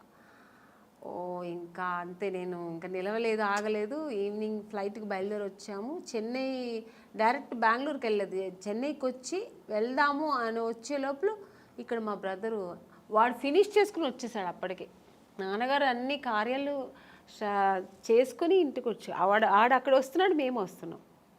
నాకు అసలు తెలియదు కదా, బయలుదేరప్పుడు చెప్తున్నారు వాళ్ళు. అదే మీ సినిమా యాక్టర్స్ జీవితంలో ఇలాంటి డ్రామాటిక్ సిచ్యువేషన్స్ అది నేను ఎప్పుడు మర్చిపోలేని సిచ్యువేషన్. ఎందుకంటే వాళ్ళని ఏం అనలేము, ఎందుకంటే వాళ్ళ సిచ్యువేషన్ ఏంటంటే నేను కొత్త అమ్మాయి, వాళ్ళు చెప్తే ఈ అమ్మాయికి వెళ్ళిపోతే ఈ అమ్మాయి కోసం పెద్ద పెద్ద ఆర్టిస్ట్ అందరూ కాంబినేషన్ మిస్ అవుతుంది, వాళ్ళ ప్రాబ్లమ్స్. అది నా ప్రాబ్లం ఏంటి, మా నాన్నగారు పోయారు, నాకు తెలియదు విషయం. ఇలా ఒక సిచ్యువేషన్ నేను అలా అప్పుడు ఎదుర్కోవాల్సి వచ్చింది. వచ్చిన తర్వాత ఏడుపులే, ఇంకా నేను వెళ్ళలే మళ్ళీ బెంగళూరు. ఇంకా నాన్నగారు పోయింది, నాన్నగారిని చూడలేదు, ఇంకేముందని ఏడుస్తూ కూర్చుంటే నెక్స్ట్ డేనే వచ్చారు నాకు. ఆ టైంలో వచ్చింది ఆఫర్, మేడం ఇలా నేను ఊర్లో ఉన్నప్పుడే ఫోన్ చేశారు వాళ్ళు, ఇలా ఉంది అని చెప్పి ఫోన్ చేసి హోటల్కి ఫోన్ చేసి చెప్తే వస్తామండి, ఇట్లా వచ్చినండి నేను కలుద్దామన్నా. నాన్నగారు విషయం జరిగిన తర్వాత నేను టోటల్గా మర్చిపోయాను. లేదండి నేను రాలేదు, మా నాన్నగారు వెళ్ళిపోయారు, మనసు బాగాలేదు, పైగా ఇప్పుడు చాలా డల్గా ఉన్నాను. మామూలుగా మంచిగా వచ్చినప్పుడే నన్ను సెలెక్ట్ అవును, ఇంక ఈ టైంలో నేను సెలెక్ట్ అవుతామని మనసులో నేను అనుకుని, నేను రానండి, ఇప్పుడు బాగుండేది కూడా వస్తే, నా ఫేస్ వేరే డల్గా ఏడ్చి అని చెప్పా. లేదమ్మా డైరెక్టర్ గారు ఫొటోస్ చూసి చాలా, ఫొటోస్ ఎప్పుడు బాగానే ఉందంటారండి, డైరెక్ట్గా చూసే వద్దంటారు ఎందుకు, ఫస్ట్ మళ్ళీ తెలుగులో మంచి ఆఫర్ మళ్ళీ అక్కడ వచ్చి ఫెయిల్యూర్ అయింది తెలుసా, నాకు ఇది జరిగేది ఇదే, ఎందుకు మళ్ళీ వచ్చి వేస్ట్గా ట్రై చేయడం ఎందుకు, పైగా అంతకంటే మెయిన్ మా నాన్నగారు పోయారు. నాకు ఆ టైంలో అవేమి నాకు గుర్తు వెళ్ళాలి పోవాలని. మా అమ్మ ఏం చెప్పారంటే, నువ్వు వెళ్ళమ్మా, ఎందుకు పిలుస్తున్నారు, నాన్నగారు బ్లెస్సింగ్స్ ఉంటుంది, సినిమా దొరుకుతుంది, ఏం అలా అనుకోకు, వెళ్ళు, నువ్వు డ్రెస్ అవ్వు అని చెప్తే అప్పటికప్పుడు వెళ్ళి డ్రెస్ అప్ అయ్యి వెళ్ళాను. బట్ డైరెక్టర్ గారు ఈవీ గారికి చెప్పారు, ఇలా నాన్నగారు పోయారు, అమ్మాయి పాప చాలా ఇబ్బందిలో ఉంది, డిప్రెషన్లో ఉందంటే వచ్చిన తర్వాత చూసారు.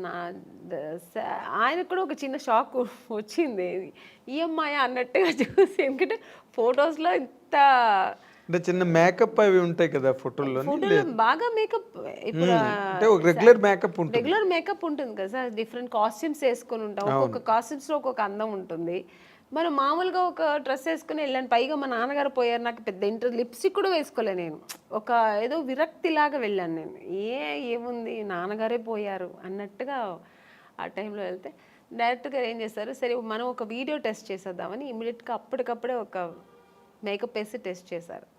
అప్పట్లో అయితే వీడియో టెస్ట్ చేశారు, ఆడిషన్ చేశారు. ఆయన అప్పుడు 100% ఓకే, ఇమీడియట్గా అడ్వాన్స్ ఇచ్చి నాకు తెలుసు మీరు సెలెక్ట్ అవ్వడం, ఆ సినిమా అంతా జరగడం.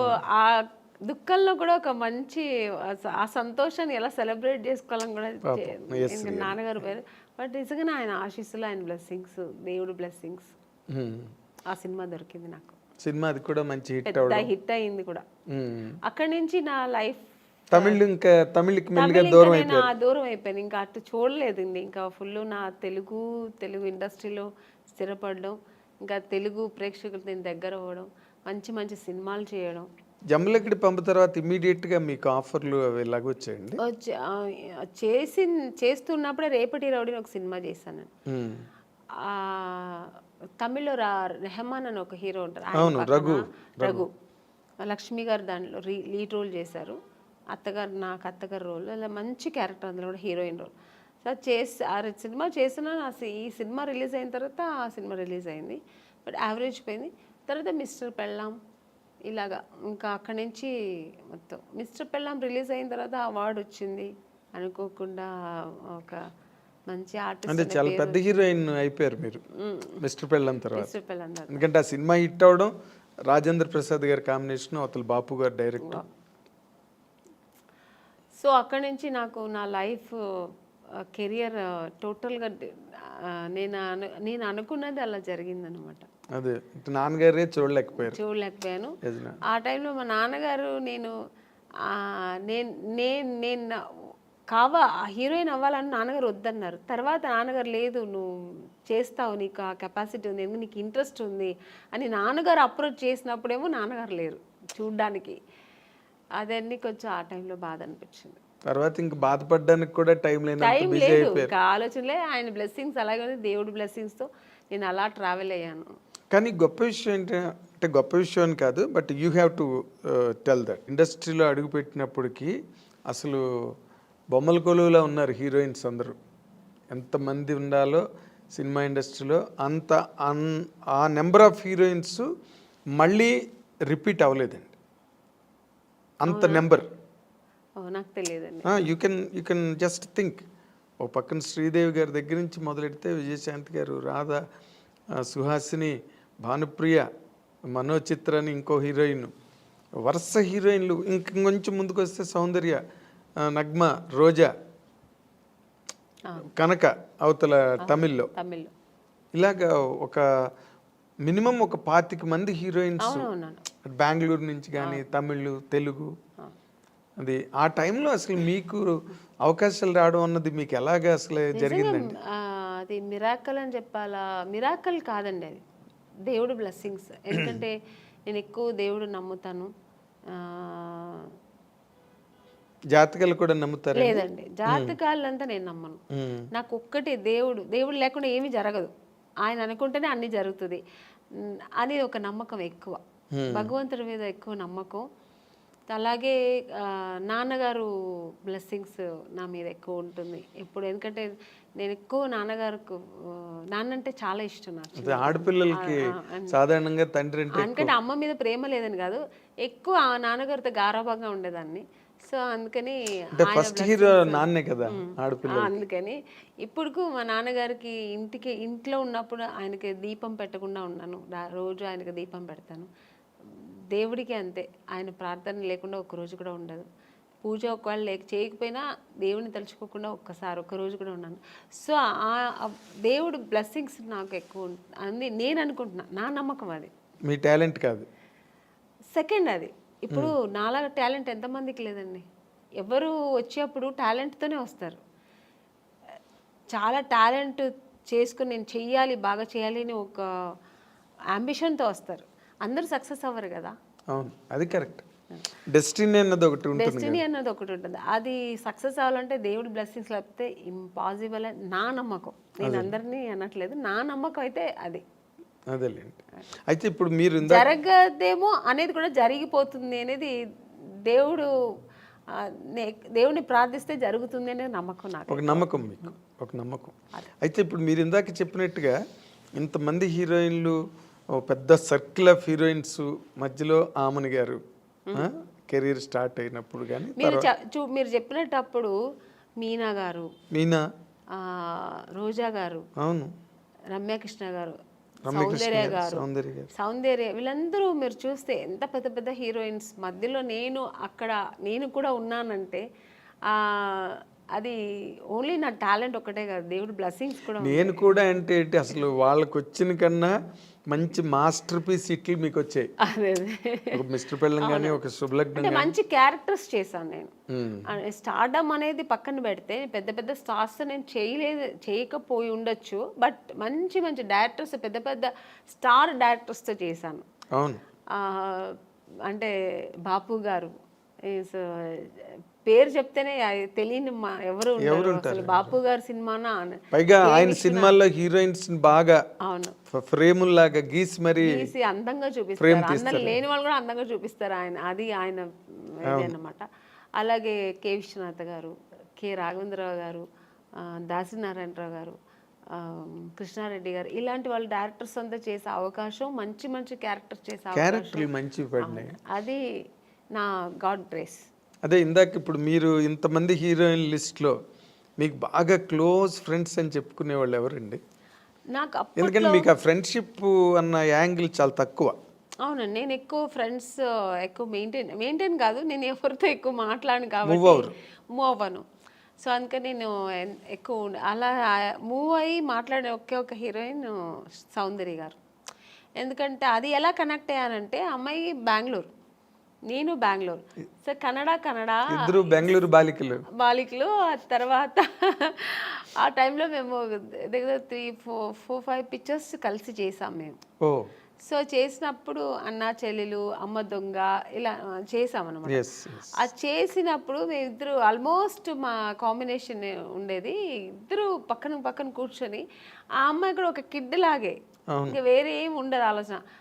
మా కన్నడ సినిమా సాంగ్స్ పాడుకుని, ఆ కన్నడ మాట్లాడడం అనేది ఆ అమ్మాయికి నా మీద ఎక్కువ ప్రేమ వచ్చేసింది, నాకు ఆ అమ్మాయి మీద ప్రేమ వచ్చింది. కన్నడ సాంగ్స్ మాట్లాడడం ఇలా కనెక్ట్ అయ్యాం అనమాట. అయ్యి అలాగా తన పర్సనల్స్ నాకు చెప్పుకోవడం, నా పర్సనల్స్ అమ్మాయి చెప్పుకోవడం. ఆఫ్టర్ నేను మ్యారేజ్ చేసుకున్న తర్వాత వాళ్ళ అమ్మగారు ఫోన్ చేసి, ఎలా ఉన్నావు అమ్మని, ఇంత బిజీగా ఉన్నావు, ఎలా ఇంట్లో కూర్చున్నావు అనేవారు. ఆ అమ్మాయి కూడా నన్ను షూటింగ్ స్పాట్కి రమ్మని పిలిచేది. తను ఓన్ సినిమా తీశారు వాళ్ళ బ్యానర్లో.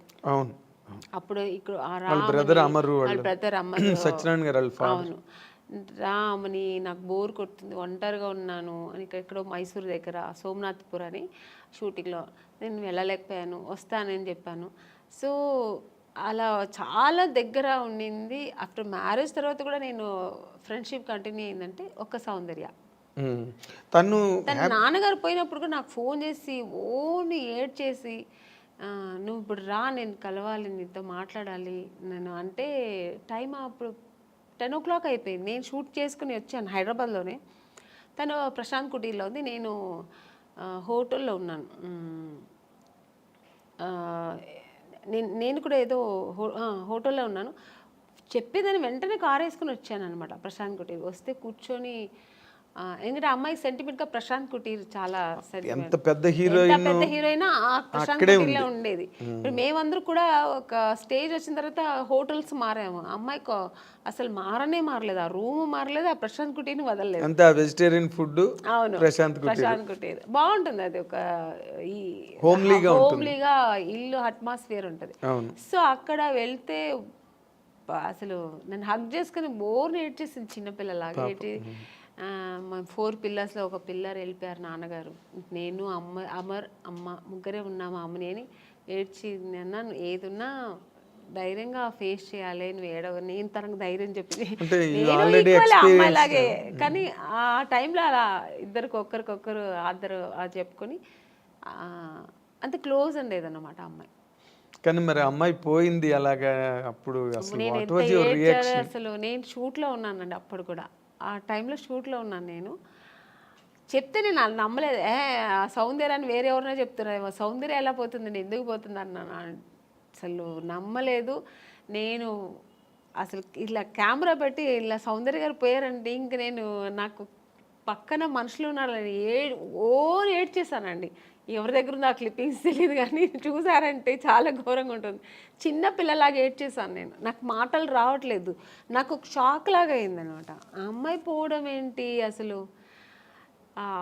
ఆ తర్వాత అసలు నేను దేవుడి దగ్గర నిజంగా ఇది ట్రూ అండి. నేనైతే దేవుడి దగ్గర ఒక్కటే వేడుకున్నా, నన్ను తీసుకెళ్ళొచ్చు కదా అమ్మాయిని ఉంచేసి అనిపించింది ఆ టైంలో. అలా ఏడ్చేసాను నేను. సో చాలా మంచి అమ్మాయి కూడా అమ్మాయి, ఒక మంచి అమ్మాయి, పర్సనల్గా అన్ని విషయాల్లో చాలా మంచి అమ్మాయి. ఆ టైంలో అలా ఫీల్ అయ్యాను అనమాట. ఇప్పుడు ఆ అమ్మాయిని తలుచుకున్న రోజు ఉండదు నాకు. ఎప్పుడైనా సినిమాలు వస్తే తన సినిమాలు చూస్తుంటే ఏడుపు వచ్చేస్తుంటుంది. నేననే కాదండి, అందరికీ సౌందర్య అంటే చాలా ఇష్టం. ఎందుకంటే అమ్మాయి ఎప్పుడు ఎవరిని ఒక్క మాట కామెంట్ చేయడం కానీ లేకపోతే ఇంకోళ్ళని క్రిటిసైజ్ చేయడం కానీ ఉండదండి.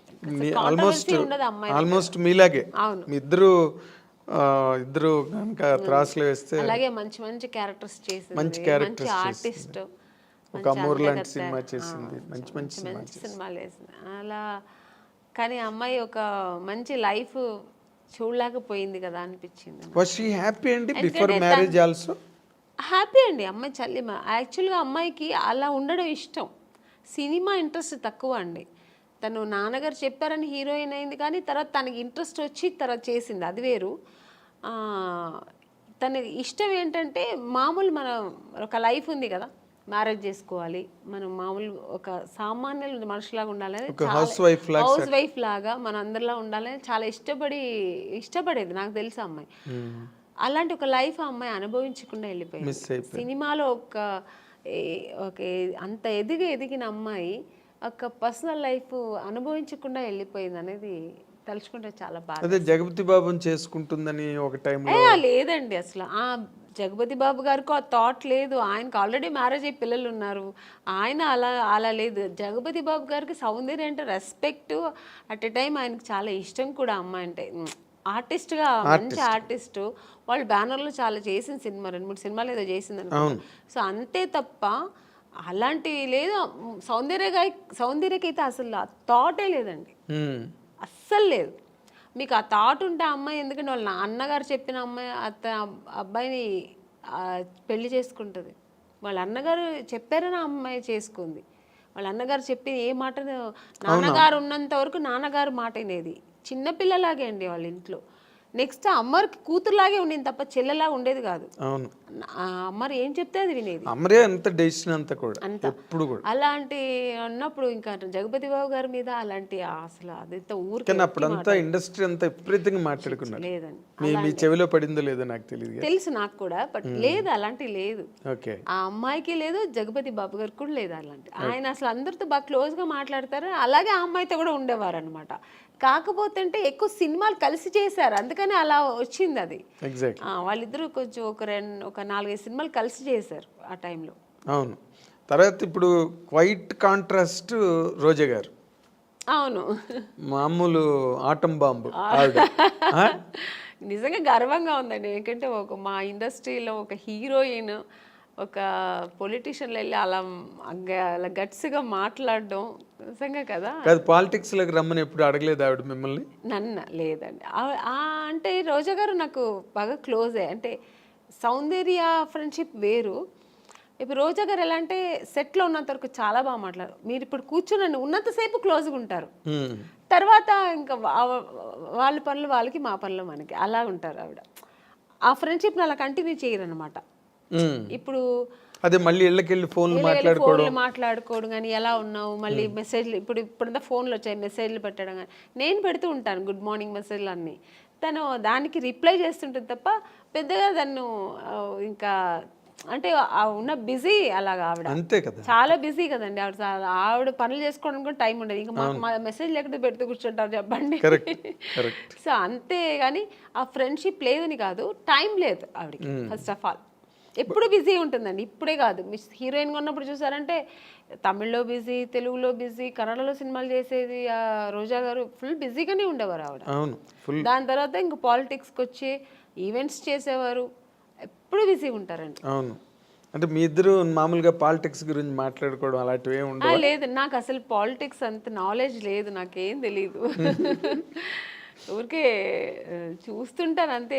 కాదు, రోజా గారు అలా మాట్లాడుతున్నప్పుడు మీరు విని ఏంటి అలా మాట్లాడుతున్నావు ఏంటి అసలు ఏం అండం గట్ట అంటే అలా మాట్లాడాలేమో మరి, అది నాకు తెలీదు మరి.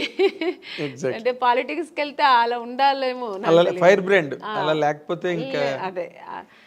ఇప్పుడు మన సినిమాలో మనం నటించడం ఎలాగో అలాగా అలా మాట్లాడడం అదొక నటన. ఎగ్జాక్ట్లీ, అదొక పాత్ర పోషణ. నటన అనడం కన్నా అదొక క్యారెక్టర్, దాన్ని పోషించాలి అక్కడ. అయితే మీ కెరీర్లో ఫస్ట్ ఇన్నింగ్స్ అంతా బాగా సక్సెస్ఫుల్గా ఉన్నారు, సెకండ్ ఇన్నింగ్స్లో కూడా కంఫర్టబుల్గా ఉన్నారు. మీకంటూ అసంతృప్తులు ఏం లేవండి కెరీర్లో ఇన్ జనరల్గా? అంటే మనిషి అన్న వాళ్ళకి మనం ఎంత సక్సెస్ఫుల్గా ఉన్న కెరీర్లో కొన్ని ఎక్కడో తెలియని పాయింట్లో కొన్ని డిసాటిస్ఫాక్షన్స్ అలా మిగిలిపోతాయి. అలాంటివి ఏమైనా ఉన్నాయా? లేదు, ఐఎమ్ హ్యాపీ అండి, కంప్లీట్లీ హ్యాపీ. నేను హీరోయిన్ అవ్వాలనుకున్నా, అయ్యాను. నేను అనుకోకున్న పాత్రలన్నీ నేను చేశాను. ఇప్పటికీ శుభలగ్నం అంటే శుభలగ్నం, మావి చిగురు, శుభ సంకల్పం, మిస్టర్ పెళ్ళాం, ఇలాంటి సినిమాలన్నీ చేస్తానని నేను ఎప్పుడూ లైఫ్లో అనుకోలే.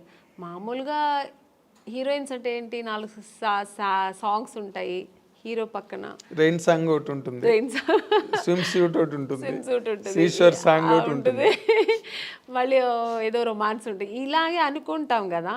అలా కాకుండా ఇప్పుడున్న జనరేషన్ కూడా, మేడం మీరు ఆ సినిమా చేశారు కదా, చాలా బాగుంటుంది మేడం, మొగుడిని నమ్మేస్తారు కదా, శుభలగ్నం మేడం, క్లాసిక్స్ కదా అవి, క్లాసిక్స్, మిస్టర్ పెళ్ళాం, ఇలాంటి సినిమాలు కమల్ హాసన్ గారు చేశారు కదండి.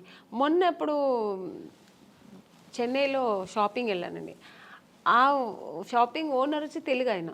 ఫస్ట్ నేను ఏదో మేకప్ థింగ్స్ వెతుకుతున్నాను, మీరు మేకప్ ఆర్టిస్ట్ అని అన్నారు. అండ్ నేను మామూలు వితౌట్ మేకప్లో వెళ్ళాను. నేను మేకప్ ఆర్టిస్ట్ కాదండి, నాకు మేకప్ థింగ్స్ అంటే. తర్వాత ఆయన కొంచెంసేపు అయిన తర్వాత, కాసేపు తర్వాత ఆయన గుర్తుపెట్టాడు, మీరు ఆమ్ని గారు కదండి. బాబాయ్ ఏంటండి ఇలా సన్నబడిపోయారు అన్నారు. సన్నగా ఉంటేనే అండి మళ్ళీ ఛాన్స్ దొరుకుతాయి, లేదంటే దొరకదు, లావ్ అయిపోతే ఎలాగా అన్నాను. అప్పుడు అన్నారు, మేడం మీరు అసలు మిస్టర్ పెళ్ళాం ఏం యాక్టింగ్ అండి అంటే, కొంతమందికి మిస్టర్ పెళ్ళాం నచ్చుతుంది, కొంతమందికి శుభలగ్నం నచ్చుతుంది. అలా డిఫరెంట్ రోల్స్ నేను చేసే అవకాశాలు నాకు. సో ఎక్కడ అసంతృప్తి అన్నది ఎక్కడ లేదు. అంటే అసంతృప్తి అంటే అది చేద్దాం అనుకుని నేను చేయలేపాను, లేకపోతే ఒకరితో చేద్దాం అనుకుని ఆ కాంబినేషన్ ఇప్పటికీ ఉందండి అది అసంతృప్తి. ఇప్పుడు మన శ్రీదేవి గారు చేశారు దాన్ని, మీండం కోకిల, అది వసంత కోకిల, ఆ క్యారెక్టర్ నాకు చేయాలని ఉంది, మిగిలిపోయింది కదా. ఇప్పుడు మళ్ళీ చేయలేము ఆ క్యారెక్టర్ చేయాలంటే. అవును, ఆ స్టేజ్ ఆ ఏజ్ దాటిపోయింది. అవును, అది అలాంటి సినిమా. అలాగే ఇప్పుడు రీసెంట్గా మనం బాహుబలిలో మన రమ్యకృష్ణ గారు అసలు ఎక్సలెంట్ క్యారెక్టర్ కదా అది. సో అలాంటి క్యారెక్టర్లతో దొరికితే నేను చేయాలి అనిపిస్తుంటుంది. ఆర్టిస్ట్కి ఎప్పుడు అసంతృప్తి, తృప్తి అనేది ఉండదు. ఈ క్యారెక్టర్ నేను చేయాలి, ఆ క్యారెక్టర్ నేను చేయాలి, అన్నీ నేనే చేయాలి, అది కామన్ గా ఉండే తప్ప. బట్ నేను అనుకోని క్యారెక్టర్స్ కూడా నేను చేశాను కదా. అది ఇప్పుడు శుభలగ్నం అని నేను అనుకోలేదు, ఊహించిన క్యారెక్టర్స్ అవన్నీ. సో ఒక పక్కన ఆ సంతోషం కూడా ఉంది. కానీ మీరు అంతమందితో చేశారు కానీ ఒక్కళ్ళతో మిస్ అయ్యారు. తెలుసండి మీరు ఎవరిని అడుగుతున్నారని. ఎవరు చెప్పండి? మా మెగాస్టార్ చిరంజీవి గారు. అదొక్క అసంతృప్తి ఉందండి, ఆర్టిస్ట్గా అదొక్కటి ఉంది. ఎందుకంటే ఆ టైంలో ఆయనతో చేయడానికి అవకాశం రాని హీరోయిన్ మీరు ఒక్కరే. సౌందర్య చేసింది వచ్చిందండి, నాకు అవకాశం రాలేదు. నేను ఎప్పుడు ఆయన్ని జపిస్తూ ఉండేదాన్ని కదా, ఎలా దేవుడిని జపించేదాన్నో అలాగా. నేను చిన్నప్పుడు స్కూల్కి వెళ్ళే టైంలో ఆయన మన రాధా గారి సినిమాలు, విజయశాంతి గారు పక్కన చేసిన సినిమాలని ఎక్కువ చూసేదాన్ని. నాకు అక్కడే నేను చిరంజీవి గారు ఫ్యాన్ అయ్యాను. అసలు ఆ చిరంజీవి గారు అంటే ఇంకా పిచ్చి, సినిమా ఎంత పిచ్చో అంతే పిచ్చి నాకు చిరంజీవి గారు అంటే. ఇంకా నేను నా రొమాన్స్, నేను సాంగ్ ఏదో నేను డ్రీమ్లో ఇలా ఊహిస్తున్నంటే అది చిరంజీవి గారు పక్కనే. అంటే హీరోయిన్ తీసి మీరు వెళ్ళిపోతారు. నేను వెళ్ళిపోయేదాన్ని ఇలా నేను అక్కడ చేస్తే ఎలా ఉంటుందని అలా వెళ్ళిపోయేదాన్ని. సో అలా ఒక డ్రీమ్ నాకు ఉండేదన్నమాట. అది నాకు నిజమైంది కూడా. నాకు నిజంగా దొరుకుతుంది అనుకోలేదు. బట్ నాకు ఆఫ్టర్ శుభలగ్నం రిక్షావాడు సినిమా, ఆ సినిమాకి నేను ఫస్ట్ అడిగారనమాట, డేట్స్ కూడా తీసుకున్నారు. మళ్ళీ ఒక షూట్కి వెళ్ళాక 15 days ఉన్నప్పుడు నేను చిరంజీవి గారితో మాట్లాడాను కూడా. నేను ఆ టైంలో షూట్కి వెళ్తున్నా అన్నీ తెలుసు, సౌందర్యకి తెలుసు. సౌందర్య కూడా చాలా హ్యాపీ, ఎందుకంటే సౌందర్య కూడా ఉంది ఆ సినిమాలో. అవును, నేను సౌందర్య ఇద్దరు చాలా హ్యాపీ. మేము మన ఇద్దరు మళ్ళీ కలిసి చేస్తున్నామే అని. నేను బెంగళూరు షూట్కి వెళ్తే తను ఫోన్ చేసింది నాకు. ఆఫ్టర్ 15 days తర్వాత 1 week తర్వాత ఏమైందో తెలియదండి. నగ్మా గారు అని ఇది ఫోటో దీంట్లో చూసా, ఏదో ఒక పత్రికలో చూసాను. తర్వాత మా మేనేజర్ చెప్పారు, లేదమ్మా ఇలాగా మనం లేదు ఏమంటే డైరెక్టర్ చేంజ్ అయ్యారు అక్కడ. కోదండరామరెడ్డి గారు చేయాల్సిన సినిమా కోదండరామకృష్ణ గారు ఎవరు చేశారు. కోదండరామరెడ్డి గారు భార్గవ ఆర్ట్స్కి వెళ్ళారు, మాతో పెట్టుకోక సినిమా. అప్పుడు షఫల్ అయ్యారు డైరెక్ట్. షఫల్ అయ్యేప్పటికి అక్కడ ఏం జరిగిందో తెలీదు, నిజం నాకు తెలియదు, దేవుడికే తెలుసు. నేను మారాను అనమాట. సో చాలా అసంతృప్తి. ఇంకా అదే ఫస్ట్ టైం నేను అప్పుడు అంటే చాలాసార్లు నేను హీరోయిన్ అవ్వలేదని ఏడ్చాను. చిరంజీవి గారి సినిమా దొరకలేదని సెకండ్ టైం ఏడ్చాను నేను. అంటే ఈయన పక్కన చేయలేదు అనే ఒక ఏడుపు అప్పుడు వచ్చింది అనమాట. అదే జీవితాంతం, అది జీవితాంతం అలా ఉండిపోయింది, ఉండిపోతుంది కూడా. ఉంటుంది ఎందుకంటే ఇంకా దానికి ఇంకా ఆప్షన్ లేదు. మళ్ళీ ఏమైనా రాబోయే రోజుల్లో ఏదైనా సిస్టర్ క్యారెక్టర్ కూడా వచ్చిందండి, నేను చేయలేదు. స్టేట్ ఎవరు మన ఖుష్బు గారు చేశారు. ఏ సినిమా అనేది? స్టాలిన్ నాకు అడిగారు అనమాట.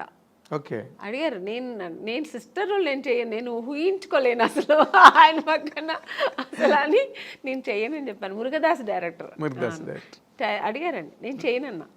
ఎందుకంటే నాకు చిన్నప్పుడు నా డ్రీమ్ హీరో ఆయన, నేను అసలు చేయలేను అని చెప్పాను.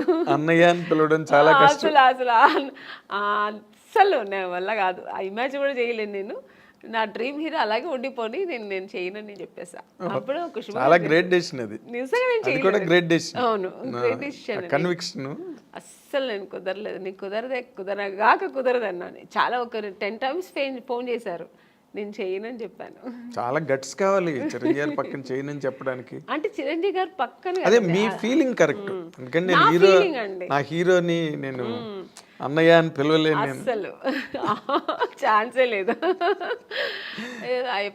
నాకు ఇప్పటికీ గుర్తు, మీరు అన్నపూర్ణ స్టూడియోలో చిరంజీవి గారు ఒక సెట్లో షూటింగ్ చేస్తున్నప్పుడు మీరు పక్క సెట్లో షూటింగ్ చేస్తూ కలవడానికి వస్తామని వచ్చారు ఒకసారి మీరు.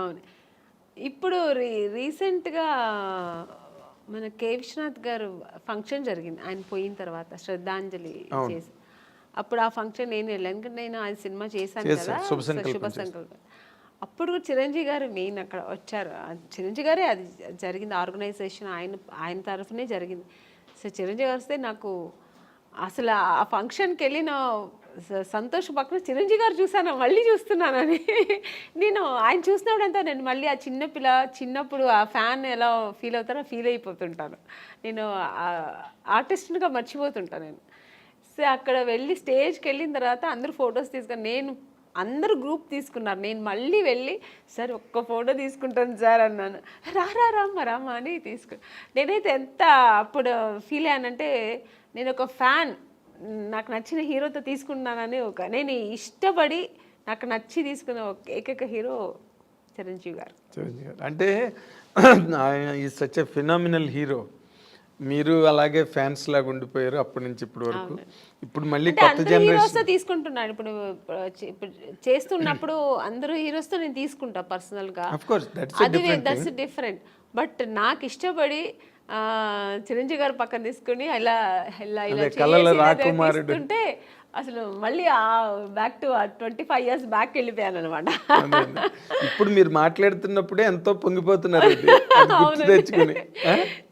అంటే అది ఇష్టం నాకు. అంటే ఆయన ఏమో మరి తెలీదు, ఆయన యాక్టింగ్, ఆయన డాన్స్ స్టైలు ఇప్పుడు కూడా అలాగే చేస్తారు ఆయన. అసలు రీసెంట్గా సినిమా చూశాను, వాల్టర్ వీరయ్య. అసలు హీరో గారు ఎంత అసలు ఛాన్సే లేదు. రెడీ అవ్వాలి మరి మీరు. బాలశంకర్ దగ్గరలోనే ఉంది, ఎవరు బాలశంకర్ రిలీజ్ దగ్గరలో ఉంది, వెళ్తానండి. ఆగస్ట్ 11. చాలా హైలీ ఎక్స్పెక్టెడ్ ఫిల్మ్. చాలా అది మనకు అక్కడ వేదాళం, తమిళ్ వేదాళం కదా తెలుగులో, అక్కడ పెద్ద హిట్. ఆ ఎక్స్పెక్టేషన్స్ ఇక్కడ కూడా ఉన్నాయి. ఇప్పుడు జనరల్గా అంటే మీరు ఎప్పుడు క్లాసిక్ క్యారెక్టర్స్, ఒక ఇంపార్టెంట్ రోల్సే చేశారు. గ్లామర్ వైపు అసలు ఎప్పుడు పోలేదు మీరు. రమ్యకృష్ణ గారు చేశారు, కొంతలో కొంత సౌందర్య కూడా చేసింది. మీరు అసలు అటు పక్కకే పోలేదంటే నాకు స్టార్టింగ్ నుంచి ఇప్పుడు జంబలకడి పంలో మాస్ క్యారెక్టర్ అండి నేను చేశాను. తర్వాత ఏంటో ఆఫ్టర్ ఇమ్మీడియట్గా నాకు మిస్టర్ పెళ్ళాన్ దొరికింది. మిస్టర్ పెళ్ళాన్ తర్వాత చూసారంటే ఇంకా టోటల్గా హోమ్లీ క్యారెక్టర్స్ దొరికింది నాకు. ఒకవేళ నేను ఆ ఫేస్ నా బాడీ స్ట్రక్చర్ సెట్ అవుతుందేమో కానీ అందరూ ఆమెని అంటే ఇలా ఉంటేనే బాగుంటుంది, శారీ కట్టుకుంటేనే అందంగా ఉంటుందని. సో నాకు అలా బ్రాండ్ వేస్తారనమాట. అప్పట్లో జయసుధ గారికి ఉండేది అది.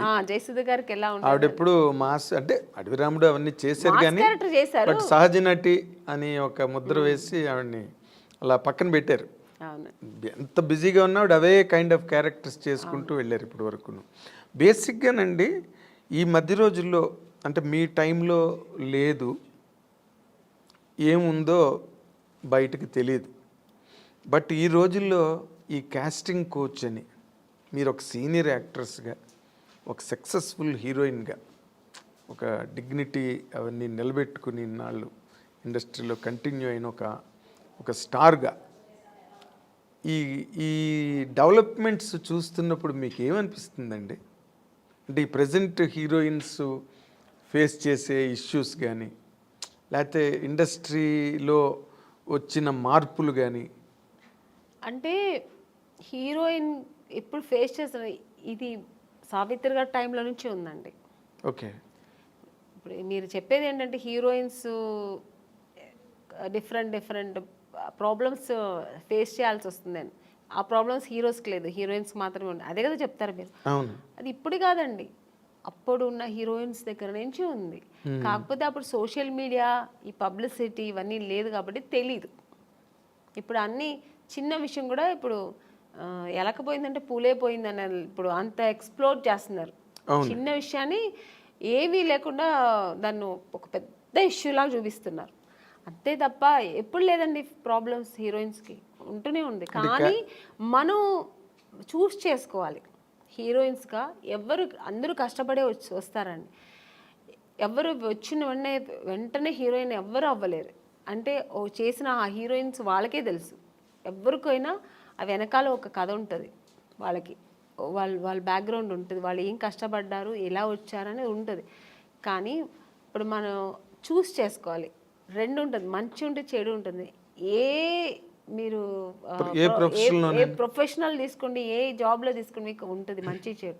దాన్ని మనం తీసుకునే రీతి, మనం తీసుకోవాల్సిన ఇది మంచి ఇలా వెళ్ళాలి అనేది మన చేతుల్లో ఉంది అంతే. చెడు ఉందని తెలిసిన తర్వాత మనం ఎందుకు వెళ్తామండి కదా. అని మీరు ఎప్పుడు అట్లాంటి ఎవరు మీ జనరేషన్? చెప్పాను కదా, ఫేస్ చేశాను నేను కూడా. తెలుగు మనం తమిళ్లో చాలా ఫేస్ చేశాను నేను కూడా. Casting couch problem. అవునండి, ఇప్పుడు పెద్ద డైరెక్టర్స్ పెద్ద కంపెనీల్లో లేదు అలాంటివి నాకు తెలిసి. కొన్ని కొత్త కంపెనీస్ వస్తాయి, కొత్త వాళ్ళు వస్తారు, సడన్గా ఆఫీస్ వేసుకుని హీరో. మనకేం తెలుసు వాళ్ళు కొత్త ఏదో హీరోయిన్స్ ఛాన్స్ అంట, మనం వెళ్తాము, పిలుస్తారు, మేనేజర్ పిలుస్తారు, వెళ్తాం. ఓకే అండి, 2 పీసెస్ వేయాలండి, మీకు ఇక్కడ స్ట్రెచ్ మార్క్ లా ఉంటుంది కదా, అలా ఏమైనా ఉందంటే, నాకెళ్ళి ఎందుకు ఉంటుందండి స్ట్రెచ్ మార్క్, నాకు లేదండి అండి. లేదు ఒకసారి చూపిస్తే బాగుంటుంది. ఎలా చూపిస్తారండి? పక్కన ఇప్పుడు ఒక మదరు మా బ్రదరు ఉంటారు, వాళ్ళ ముందు ఇది చూపించండి, ఎలా ఇలాంటివి జరుగుతాయండి. అది ఎలా చూపిస్తారు? అది వాళ్ళు అర్థం కావాలని చేస్తారా, లేదు పర్టికులర్గా దీనికోసమే ఆఫీస్ వేసుకొని కూర్చుంటారా, మనకు తెలియదు. అప్పుడు అర్థమైపోతుంది వీళ్ళు సినిమా తీస్తారా లేదు దీనికోసం వచ్చారా. మనకు ఎక్స్పీరియన్స్ కదా. ఇప్పుడు ఒక 4-5 కంపెనీ వెళ్తే ఇప్పుడు అక్కడ ఎలా జరిగింది. ఇప్పుడు ఒక పెద్ద కంపెనీకి వెళ్తే వాళ్ళు ఏం అడుగుతారు, కొంచెం డ్యాన్స్ చేసి చూపించమ్మా, ఒక యాక్టింగ్ చూపించు, ఎమోషనల్గా చేయి, ఇప్పుడు ఒక హీరోయిన్తో మాట్లాడాలి, ఈ డైలాగ్ ఇస్తారు, ఇది ఎలా మాట్లాడతాం, ఇలా అడుగుతారు. అది మనకు సినిమాకు సంబంధించింది మాత్రమే వాళ్ళు అడుగుతారు. స్ట్రెచ్ మార్క్ చూడాలి, మీకు ఇక్కడ ఏమైనా బ్లాక్ ఉంటుందా, మొన్న ఒక హీరోయిన్ అలాగ వచ్చారు, మేము చూడకుండా వేసుకున్నాం, చూసిన తర్వాత స్పాట్లో చూసాము, మీరు కొంచెం బట్టలు ఇప్పి చూపించండి, ఇలాంటివి కొన్ని కొత్త వాళ్ళు ఉంటారండి. ఇలాంటి వాళ్ళు దీనికోసం వస్తారా లేదా సినిమా తీయడానికి తెలిసిపోతుంది మనకు. అప్పుడు అర్థమవుతుంది. అప్పుడు లేదు సార్, ఐఎమ్ సారీ, నేను అలా అంతా చేయలేను, నాకు స్విమ్మింగ్ నాకు అసలే తెలియదు, నేను అలాంటి క్యారెక్టర్ కూడా నాకు వద్దని చెప్పి లేచి రావడం అంతే మన పద్ధతి. ఓకే చూపిస్తాను అనేది అది వాళ్ళ ఇష్టం అండి. అది ఎవరిని మేము తప్పు అనట్లేదు. వాళ్ళకి ఇష్టపడి ఓకే నేను దేనికైనా ఓకే నేను చూపిస్తాను అనేది వాళ్ళ మనసు దాన్ని బట్టి ఉంటుంది. నేనైతే మైండ్ సెట్ బట్టి నేనేమంటాను, లేదు సార్ నాకు అది తెలియదని నేనైతే అలా చేయించాను, మీకు అంత ఇది ఉంటే నన్ను హీరోయిన్గా వేసుకోండి, నేను మీకు 2 పీస్ ఐఎమ్ రెడీ, నేను స్విమ్ సూట్ వేసుకుంటా, కానీ ఇక్కడ బట్టలు ఇప్పి చూపించడం అయితే నేను కుదరదని లేచి వచ్చిన ఎన్నో సన్నివేశాలు నాకు జరిగింది. అలాంటి సిచ్యుయేషన్స్ వచ్చాయి అని చెక్ ఇచ్చి అడ్వాన్స్ ఇచ్చిన కంపెనీలు ఎన్నో ఉన్నాయండి. నాకు అడ్వాన్స్ తీసుకున్నా, ఇంటికి వచ్చిన తర్వాత next day phone, madam manager, అప్పుడు మీకు సెల్ ఫోన్ లేదు కదా, ఏదైనా డైరెక్ట్ లేదంటే ల్యాండ్లైన్ మేనేజర్ వచ్చి మాట్లాడు, మేడం ఇలాగా డైరెక్టర్ గారు అక్కడ ఫుల్ ఇది పెట్టుకున్నారు, ఒక స్టోరీ డిస్కషన్ పెట్టుకున్నారు, ఇట్లా ఒక బీచ్ దగ్గర ఇట్లా రమ్మంటున్నారు మిమ్మల్ని, ఫైనాన్షియర్ వస్తున్నారు చూడాలంట. ఫైనాన్సర్ నన్ను ఎందుకు చూడాలి, నాకు అర్థం కాదు. ఫైనాన్స్ ఇప్పుడు చూడాల్సిందే డైరెక్టర్ ప్రొడ్యూసర్ అయిపోయింది. ఇంకా ఎక్కువ అనుకుంటే హీరో చూడాలా, ఓకే హీరో గారు చూడాలి ఎలా ఉంటుంది, నా పక్కనే ఎలా చేస్తే హీరోయిన్ ఒక అమ్మాయి ఎలా ఉంటుందో చూడటం, ఇది పద్ధతి. ఫైనాన్సర్ ఎందుకు చూడాలి నన్ను అనవసరంగా, నాకు అర్థం కాదు. కొన్ని రోజుల తర్వాత అర్థమయ్యేది, ఓ దీని ఇంకోటి నాకు ఎక్కడ అర్థమయ్యేదంటే, మమ్మీ వద్దండి మీరు మాత్రం వస్తే చాలంటేనే అర్థమైపోయేది. కారు తీసుకొచ్చారు, ఐఎమ్ సారీ అని నేను రాను. ముందు మన అమ్మగారు అసలే పంపరు, ఒంటరిగా అంటే మా అమ్మ పంపించేది కదండి. లేదండి మా అమ్మాయిని అయితే ఒంటరిగా పంపాము. మా అమ్మ ఒక్కటే అన్నదండి, సినిమా హీరోయిన్ అవ్వాలా అనుకున్నావు, నాన్నగారి దగ్గర పర్మిషన్ తీసుకుని వచ్చాము, లేదు అప్పుడు ట్రై చేసే టైంలో ఓకే దొరికితే చేద్దాం, లేదంటే ఉంది మనకు బెంగళూరులో మాకు ఇల్లు ఉంది, హ్యాపీగా అక్కడ వెళ్ళి జాబ్ చేసుకో, లేదు చదువు పెళ్లి చేస్తా, ఇన్ని ఆప్షన్ ఉన్నప్పుడు మనకు అనవసరం. నువ్వు హీరోయిన్ అవ్వాలా, మనం దానికోసం కష్టపడతాం, అని మనకు అనవసరం. అలా నేను అలాగే ట్రావెల్ అయ్యానండి. నాకు అలాగే ఒక మంచి కంపెనీ, మంచి డైరెక్టర్స్, హెల్దీ పీపుల్స్తో హెల్దీ తప్పు నాది 100% కీర్తనల్ని బాగా ఆస్వాదించాడు. ఒక్కొక్క కంపెనీ వెళ్ళొచ్చిన వెంటనే నేను ఫస్ట్ దేవుడా నాకు రేపు ఈ కంపెనీ రేపు నేను హీరోయిన్ అయిపోవాలి, సెలెక్ట్ అయిపోవాలి, ఇలాగే వేడుకునేదాన్ని. అదే కాకపోతే ఇప్పుడు మీరు ఒకటి గమనించాలి, మీరు అన్నారు ఇందాక సావిత్రి గారి దగ్గర నుంచి ఉన్నాయండి ఇలాంటి ఇండస్ట్రీలోని అని.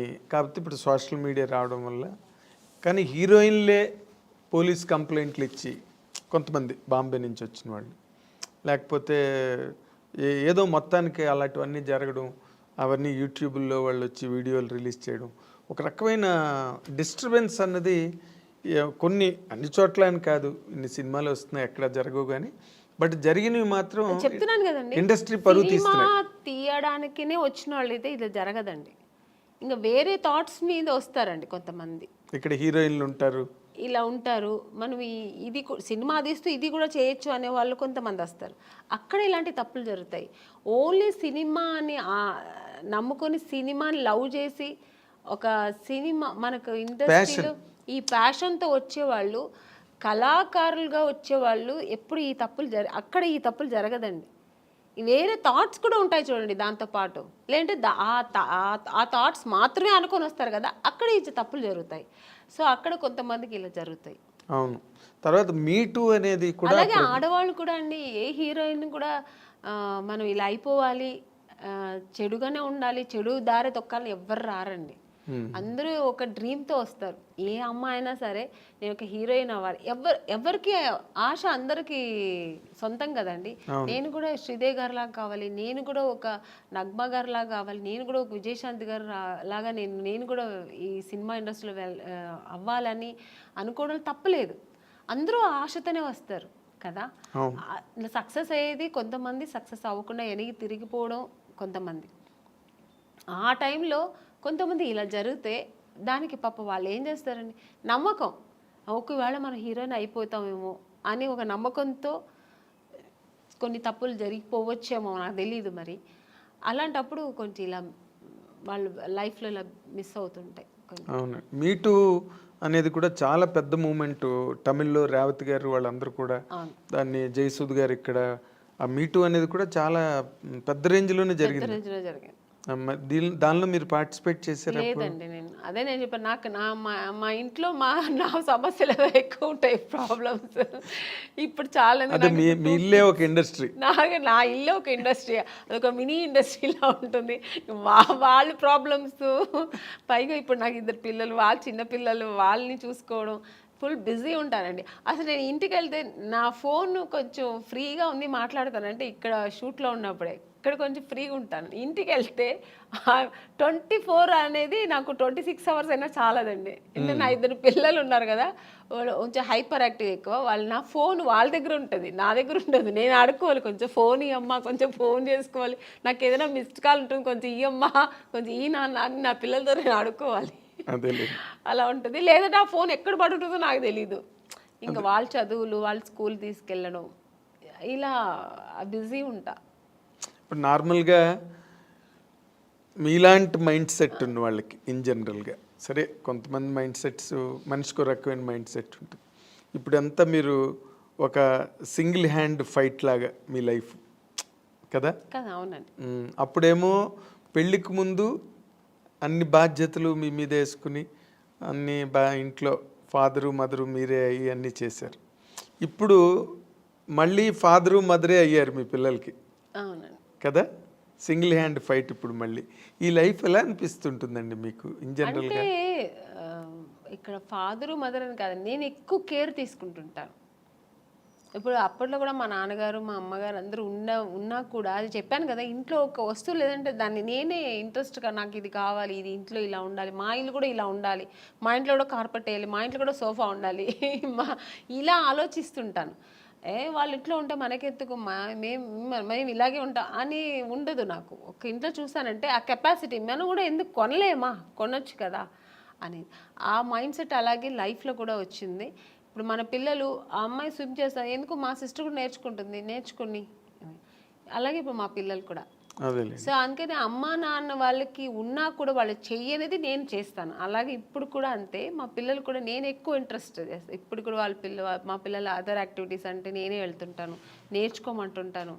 మా పిల్లలు, మమ్మీ నీకు వేరే పనే ఉండదా మమ్మీ, ఎప్పుడు ఇంటికి వస్తే ఇది చేయి అది చేయని ఎప్పుడు ఇలా శాసిస్తూనే ఉంటావా, స్విమ్మింగ్ వెళ్ళమంటావు, దీనికి నాకు రెస్టే ఇవ్వవా మమ్మీ అంటుంది మా అమ్మ. ఇప్పుడు ఇంకా దానికి ఎంత 7 years, అసలు రెస్టే ఇవ్వవా మమ్మీ, నువ్వు ఎప్పుడు బిజీగానే ఉండాలా, మేము కొంచెం రిలాక్స్ అని ఇవ్వ మేడం మమ్మీ అంటది. అండ్ ఇప్పుడు ఈ జనరేషన్ పిల్లలకి టార్గెట్స్ ఎక్కువైపోయి, వాళ్ళు మన టైంలో చదువులు వేరు. ఇప్పుడు మా సిస్టర్ అంతా అసలు భయపడేవారండి, నాకు మాట్లాడేవారు కాదు, నేను ఏం చెప్తే వినేవారు అనమాట.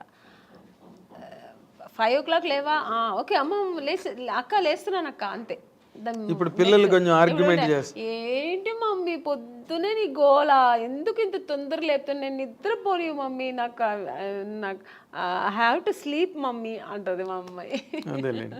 కానీ నేను ఇంకొక చాలా డెలికేట్ ఇష్యూ అండి, బట్ ఈ తరం హీరోయిన్లకి కొంతమందికి మీలాంటి ఒక సీనియర్ యాక్ట్రెస్ చెప్పే మాటలు వాళ్ళకి హెల్ప్ కావచ్చు. ఒక్కొక్కసారి ఒక ఇంటర్వ్యూలో మాటలు విన్నప్పుడు మీరు ఇంత ఒక డొమెస్టిక్ మైండ్ సెట్, ఒక హౌస్ వైఫ్కి ఏం కావాలో ఆ అవసరమైన ఆ మానసిక పరిణితనండి, పరిపక్వతనండి, అన్ని వైపుల నుంచి అన్ని జాగ్రత్తగా సంరక్షించుకుంటూ వచ్చే ఒక లైఫ్ స్టైల్ మీది, మైండ్ సెట్. కానీ but where the mistake happened అండి మీ పర్సనల్ లైఫ్లో?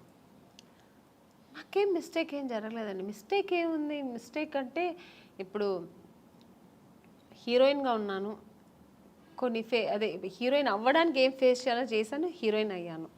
అంటే ఫేస్ చేశానంటే ఎక్స్పీరియన్స్ అయింది తప్ప ఓ ఇలా ఉండాలి, ఓకే ఇదిగా నెగటివ్స్ లేదు, ఇలా ఓకే ఇది ఉందా, నెగటివ్ ఉందా మనకొద్దు, ఓకే దూరంగా ఉందాం, ఓకే నెక్స్ట్ మంచి జరిగింది, హీరోయిన్ అయ్యాను. పెద్ద డైరెక్టర్ గంగేమ్రన్ గారు, ఇక్కడ తెలుగులో ఈవి సత్యనారాయణ గారు, చేశాను. ఓకే ఐ లక్, దేవుడ్ గాడ్ గ్రేస్. అలాగే ఇంకా మ్యారేజ్ లైఫ్లో కూడా ఒక మ్యారేజ్ చేసుకున్నాను, నాకేం పెద్ద టెన్షన్స్ లేదు. నేను అనుకున్నట్టే నేను ఎలా ఉండాలనుకున్నా అలాగే ఉంటున్నాను హ్యాపీగా. నాకు అక్కడ ఏం రిస్ట్రిక్షన్స్ లేదు, ఏ ఫోర్స్ లేదు, నేను ఎలా ఉండాలో అలా. ఇంట్లో ఫ్రీ బర్డ్ నేను. కానీ చాలా విచిత్రమైన విషయం, అందరూ విచిత్రంగా ఆమన్ గారి విషయంలో ఫీల్ అయ్యేది, మీరు చాలా దైవభక్తురాలు, సంప్రదాయవాది, అసలు 16 అణాల హిందూ అమ్మాయి, ముస్లిం పర్సన్ని ఎలా చేసుకోవడం అన్నది అసలు సంథింగ్. అంటే నాకు మతాల మీద నమ్మకం లేదండి. ఓ, నాకు రిలీజియన్ అనేది ఏం లేదు, ఆడ మగ అంతే. అంటే ఇప్పుడు నేను పెరుమాళ్ బాలాజీని ముక్త అంటే అది నా ఇంట్రెస్ట్, నాకు అది ఇష్టం. అందుకని అల్లా ముక్తున్న తప్ప నేను అనట్లేదు, జీసస్ ముక్త తప్ప అనట్లేదు. జీసస్ నాకు ఇష్టమైతే నేను ఇప్పుడు నాకు కూర్చున్నప్పుడు చర్చికి వెళ్ళాలి అనిపిస్తే వెళ్తాను. అలాగా నాకు చర్చికి వెళ్ళే వాళ్ళు చాలా మంది అలాగే నాకు ఫ్రెండ్స్ కోసం కూడా రిలీజియన్ మతాల మీద పెద్ద ఇదేం లేదు నాకు. సో అందుకని నాకు ఆ ప్రాబ్లమ్స్ లేదు. కానీ నాకు ఇష్టం పూజలు చేయడం, ధ్యానం చేయడం, మంత్రాలు చదవడం, ఇవి నాకు ఇంట్రెస్ట్, అది నేను చేసుకుంటా. అందుకని వేరే వాళ్ళ మీద నువ్వు ఇలాగే చేయాలి, ఇదే నమ్మండి, ఇది చేయండి అని నేను ఎవరిని ఫోర్స్ చేయను. వాళ్ళు చేస్తున్నది కూడా నేను తప్పని నేను అన్నాను. అదే రుద్దరు మీ అభిప్రాయం, ఎదుటి వాళ్ళ మీద రుద్దను. వాళ్ళు చేస్తున్న అంటే మీ మదర్ వైపు నుంచి కానీ ఎప్పుడు అపోజిషన్ రాలేదా? నాకు ఏది ఇష్టమో ఎవరు నన్ను ఎప్పుడు ఏమనలేదండి. మా అమ్మగారు ఒక్కటే, నువ్వు ఎవరైనా పెళ్లి చేసుకో, ఎలాగైనా చేసుకో, ఎలా అయినా ఉండు, సినిమా ఇండస్ట్రీని వదలద్దు. ఎందుకంటే అమ్మ నేను ఎంత కష్టపడ్డానో నాతో పాటు అమ్మ కష్టపడింది. అవును, ఎక్కడా కూడా అమ్మ నన్ను కష్టపడనివ్వకుండా ఆవిడ కష్టాలు అనుభవించేనా నన్ను హీరోయిన్ చేసింది. అలాంటి ఒక ఇండస్ట్రీని, ఈ హీరోయిన్ అవ్వడానికి నువ్వు ఎన్ని కష్టాలు పడ్డావు, అలాంటి ఒక ఇండస్ట్రీని వదలొద్దు.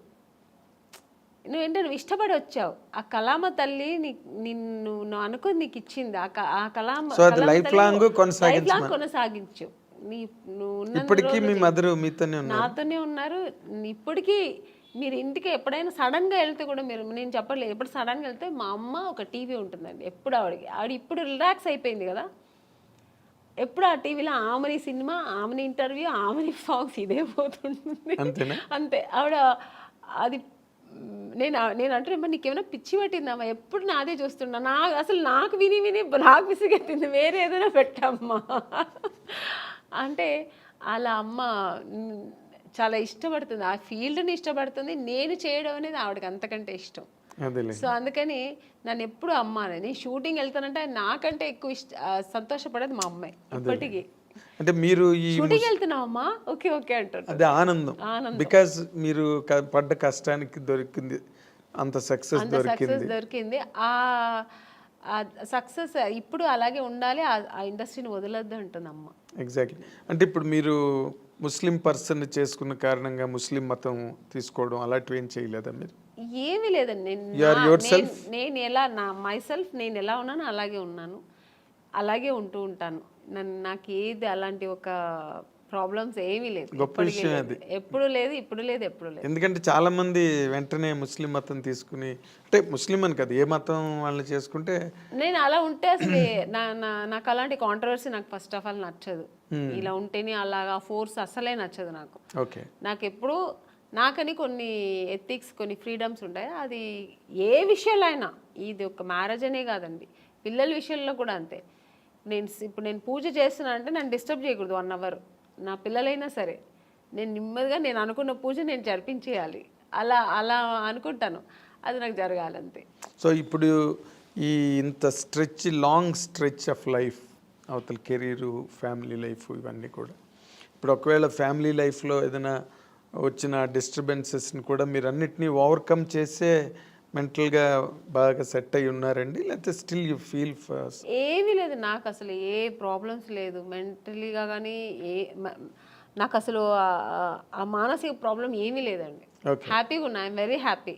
నాకు మెయిన్ ఫస్ట్ నాకు ఇండస్ట్రీ అండి, నేను ఇష్టపడి వచ్చిన ఇండస్ట్రీ. సో అది హెల్తీగా నాకు ఇప్పటి వరకు నేను వెళ్తున్నా జర్నీ. సెకండ్ నా పిల్లలు, నా ప్రపంచం ఇదే, నా ప్రొఫెషనల్, నా పిల్లలు, ఇది నా ప్రపంచం. దీని తర్వాత ఏదైనా ఆలోచిస్తాను, దీని తర్వాత సెకండరీ ఇంటికి సెకండరీ. నేను ఇక్కడ వస్తే నా ప్రొఫెషనల్ ఓన్లీ ఫోకస్ దీంట్లోనే ఉంటుంది. ప్యాకప్ అంటే నెక్స్ట్ ఫ్లైట్ ఏది ఉంటే వెళ్ళిపోతుంటా ఇంటికి, ఎందుకంటే నా పిల్లలు వెయిటింగ్ అక్కడ, ఎందుకంటే వాళ్ళు చాలా మిస్ అవుతుంటా. అవును, సో జయసుద్ గారు కూడా 6 రోజులే ఎట్ ఏ స్ట్రెచ్ షూటింగ్ చేసి మళ్ళీ 3 days బ్రేక్ తీసుకున్నారు. నేను బ్రేక్ తీసుకోనండి, నాకు బ్రేక్ వస్తుంది. ఇప్పుడు వచ్చింది అనుకోండి, ఇప్పుడు 3 days బ్రేక్ వస్తుంది, వెళ్ళిపోతా. ఫస్ట్ నా పిల్లలు వాళ్ళు నా కోసం వెయిట్ చేస్తాను, మమ్మీ మమ్మీ అని ఎప్పుడు ఫోన్లో ఎప్పుడు వస్తావు మమ్మీ ఎప్పుడు వస్తా, ఆ పిలుపుకు వెళ్ళిపోయి ఫస్ట్ ఇంకా వాళ్ళతో ఎన్ని టెన్షన్స్ ఉన్నా వాళ్ళతో వెళ్తే మొత్తం నేను ఇంకా అక్కడ మర్చిపోతాను అన్ని. వాళ్ళ టెన్షన్స్, వాళ్ళని స్కూల్కి తీసుకెళ్ళడం, మార్నింగ్ వాళ్ళు రెడీ చేయడం, వాళ్ళని స్కూల్ నుంచి తీసుకురావడం, వాళ్ళకి ఏది మంచి కావాలి చెడు కావాలి వండి పెట్టడం, వాళ్ళని బయట తీసుకెళ్ళడం, ఇంకా వాళ్ళ విషయంలో బిజీ ఉంటాను అన్నమాట. చిరంజీవి గారితో చెయ్యాలనుకుని చేయలేపారు లైఫ్లో. ఇప్పుడు చిరంజీవి గారు అబ్బాయి రామ్ చరణ్ అసలు ఇంటర్నేషనల్ గ్లోబల్ స్టార్. అవునండి. రామ్ చరణ్తో చేసే అవకాశం ఏమైనా ఉందా మీరు? ఇప్పుడు లేదు, వస్తే మాత్రం చేస్తానండి హ్యాపీగా. అదే రామ్ చరణ్ తర్వాత ఇప్పుడు ఈ younger generation heroes junior NTR గారు కానీ మహేష్ బాబు కానీ అవకాశాలు ఏమైనా వచ్చాయా మీకు ఇప్పటి వరకు? మహేష్ బాబు గారు సినిమా చేశాను రీసెంట్గా, ఇంకెవరితో చేయ అవకాశం రాలే, వస్తే మాత్రం హ్యాపీగా చేస్తానండి, చాలా సంతోషంగా చేస్తాను. వాళ్ళు బాగా మీకు ఇష్టమైన హీరో ఎవరండి యంగర్ జనరేషన్లో? అందరూ ఇష్టమే, ఎక్కువ అనుకుంటే నాకు జూనియర్ ఎన్టీఆర్ గారు అంటే చాలా ఇష్టం. అవునా? ఆయన సినిమాలు బాగా చూస్తుంటా ఇప్పట్లో. అంటే ఎందుకు అంటే ఆయన కూడా బాగా డాన్స్ ఎనర్జెటిక్గా బాగా చేస్తారు. అంటే అందరూ చెయ్యరని చెప్పట్లేదు, ఇప్పుడు రామ్ చరణ్ గారు కానీ మన మహేష్ బాబు గారు అందరూ ఇష్టమే, కానీ ఆయన సినిమాలు ఏదో కొంచెం ఎక్కువ మాస్ ఎక్కువ ఉంటుంది కొంచెం. సో అదే మాస్ హీరో అందుకని ఆయన ఫస్ట్ ఇది కూడా బిగ్ బాస్ చేసేది కూడా నేను చాలా ఇంట్రెస్ట్గా చూసాను. నేను అవునా? అంత చిన్న వయసు అంత చక్కగా మాట్లాడడం అన్ని చక్కగా స్పీకర్. నెక్స్ట్ ఇప్పుడు నాగార్జున గారిది కూడా బాగుంది, బట్ జూనియర్ ఎన్టీఆర్ గారు ఫస్ట్ టైం చేశారు కదా అలాంటిది ఈవెంట్, ఆయన చేయడం ఫస్ట్ టైం కదా అది. Exactly. So very very nice Amman గారు, చాలాసేపు మా స్టూడియోకి వచ్చి చాలా విషయాలను మీరు గుర్తు చేసుకున్నారు, చెప్పారు. చాలా హ్యాపీ. మీ సెకండ్ ఇన్నింగ్స్ కూడా మంచి క్యారెక్టర్లు, మళ్ళీ ఒక 25 ఏళ్ళ తర్వాత మిమ్మల్ని ఎవరైనా ఇంటర్వ్యూ చేస్తే మళ్ళీ ఈ క్యారెక్టర్లన్నీ చెప్పి మాట్లాడండి, మంచి క్యారెక్టర్స్ మీరు చేయాలని. మీకు మీరు నమ్మే దేవుడు అన్నీ మీకు ఇంకా బాగా ఇచ్చి హ్యాపీ లైఫ్ ఇవ్వాలని కోరుకుంటూ ఈ wish you all the very best from the I dreams side అండి. This is what our eminent actress ఆమెన్ గారు, ఆవిడ తాలూకు అనుభవాలు, లైఫ్ జర్నీ, క్యారెక్టర్స్ అన్నీ చాలా టైం తీసుకుని మనతో డిస్కస్ చేసినందుకు మన అందరి తరఫున ఆవిడకి థ్యాంక్స్ చెప్తున్నాను. Thank you for watching.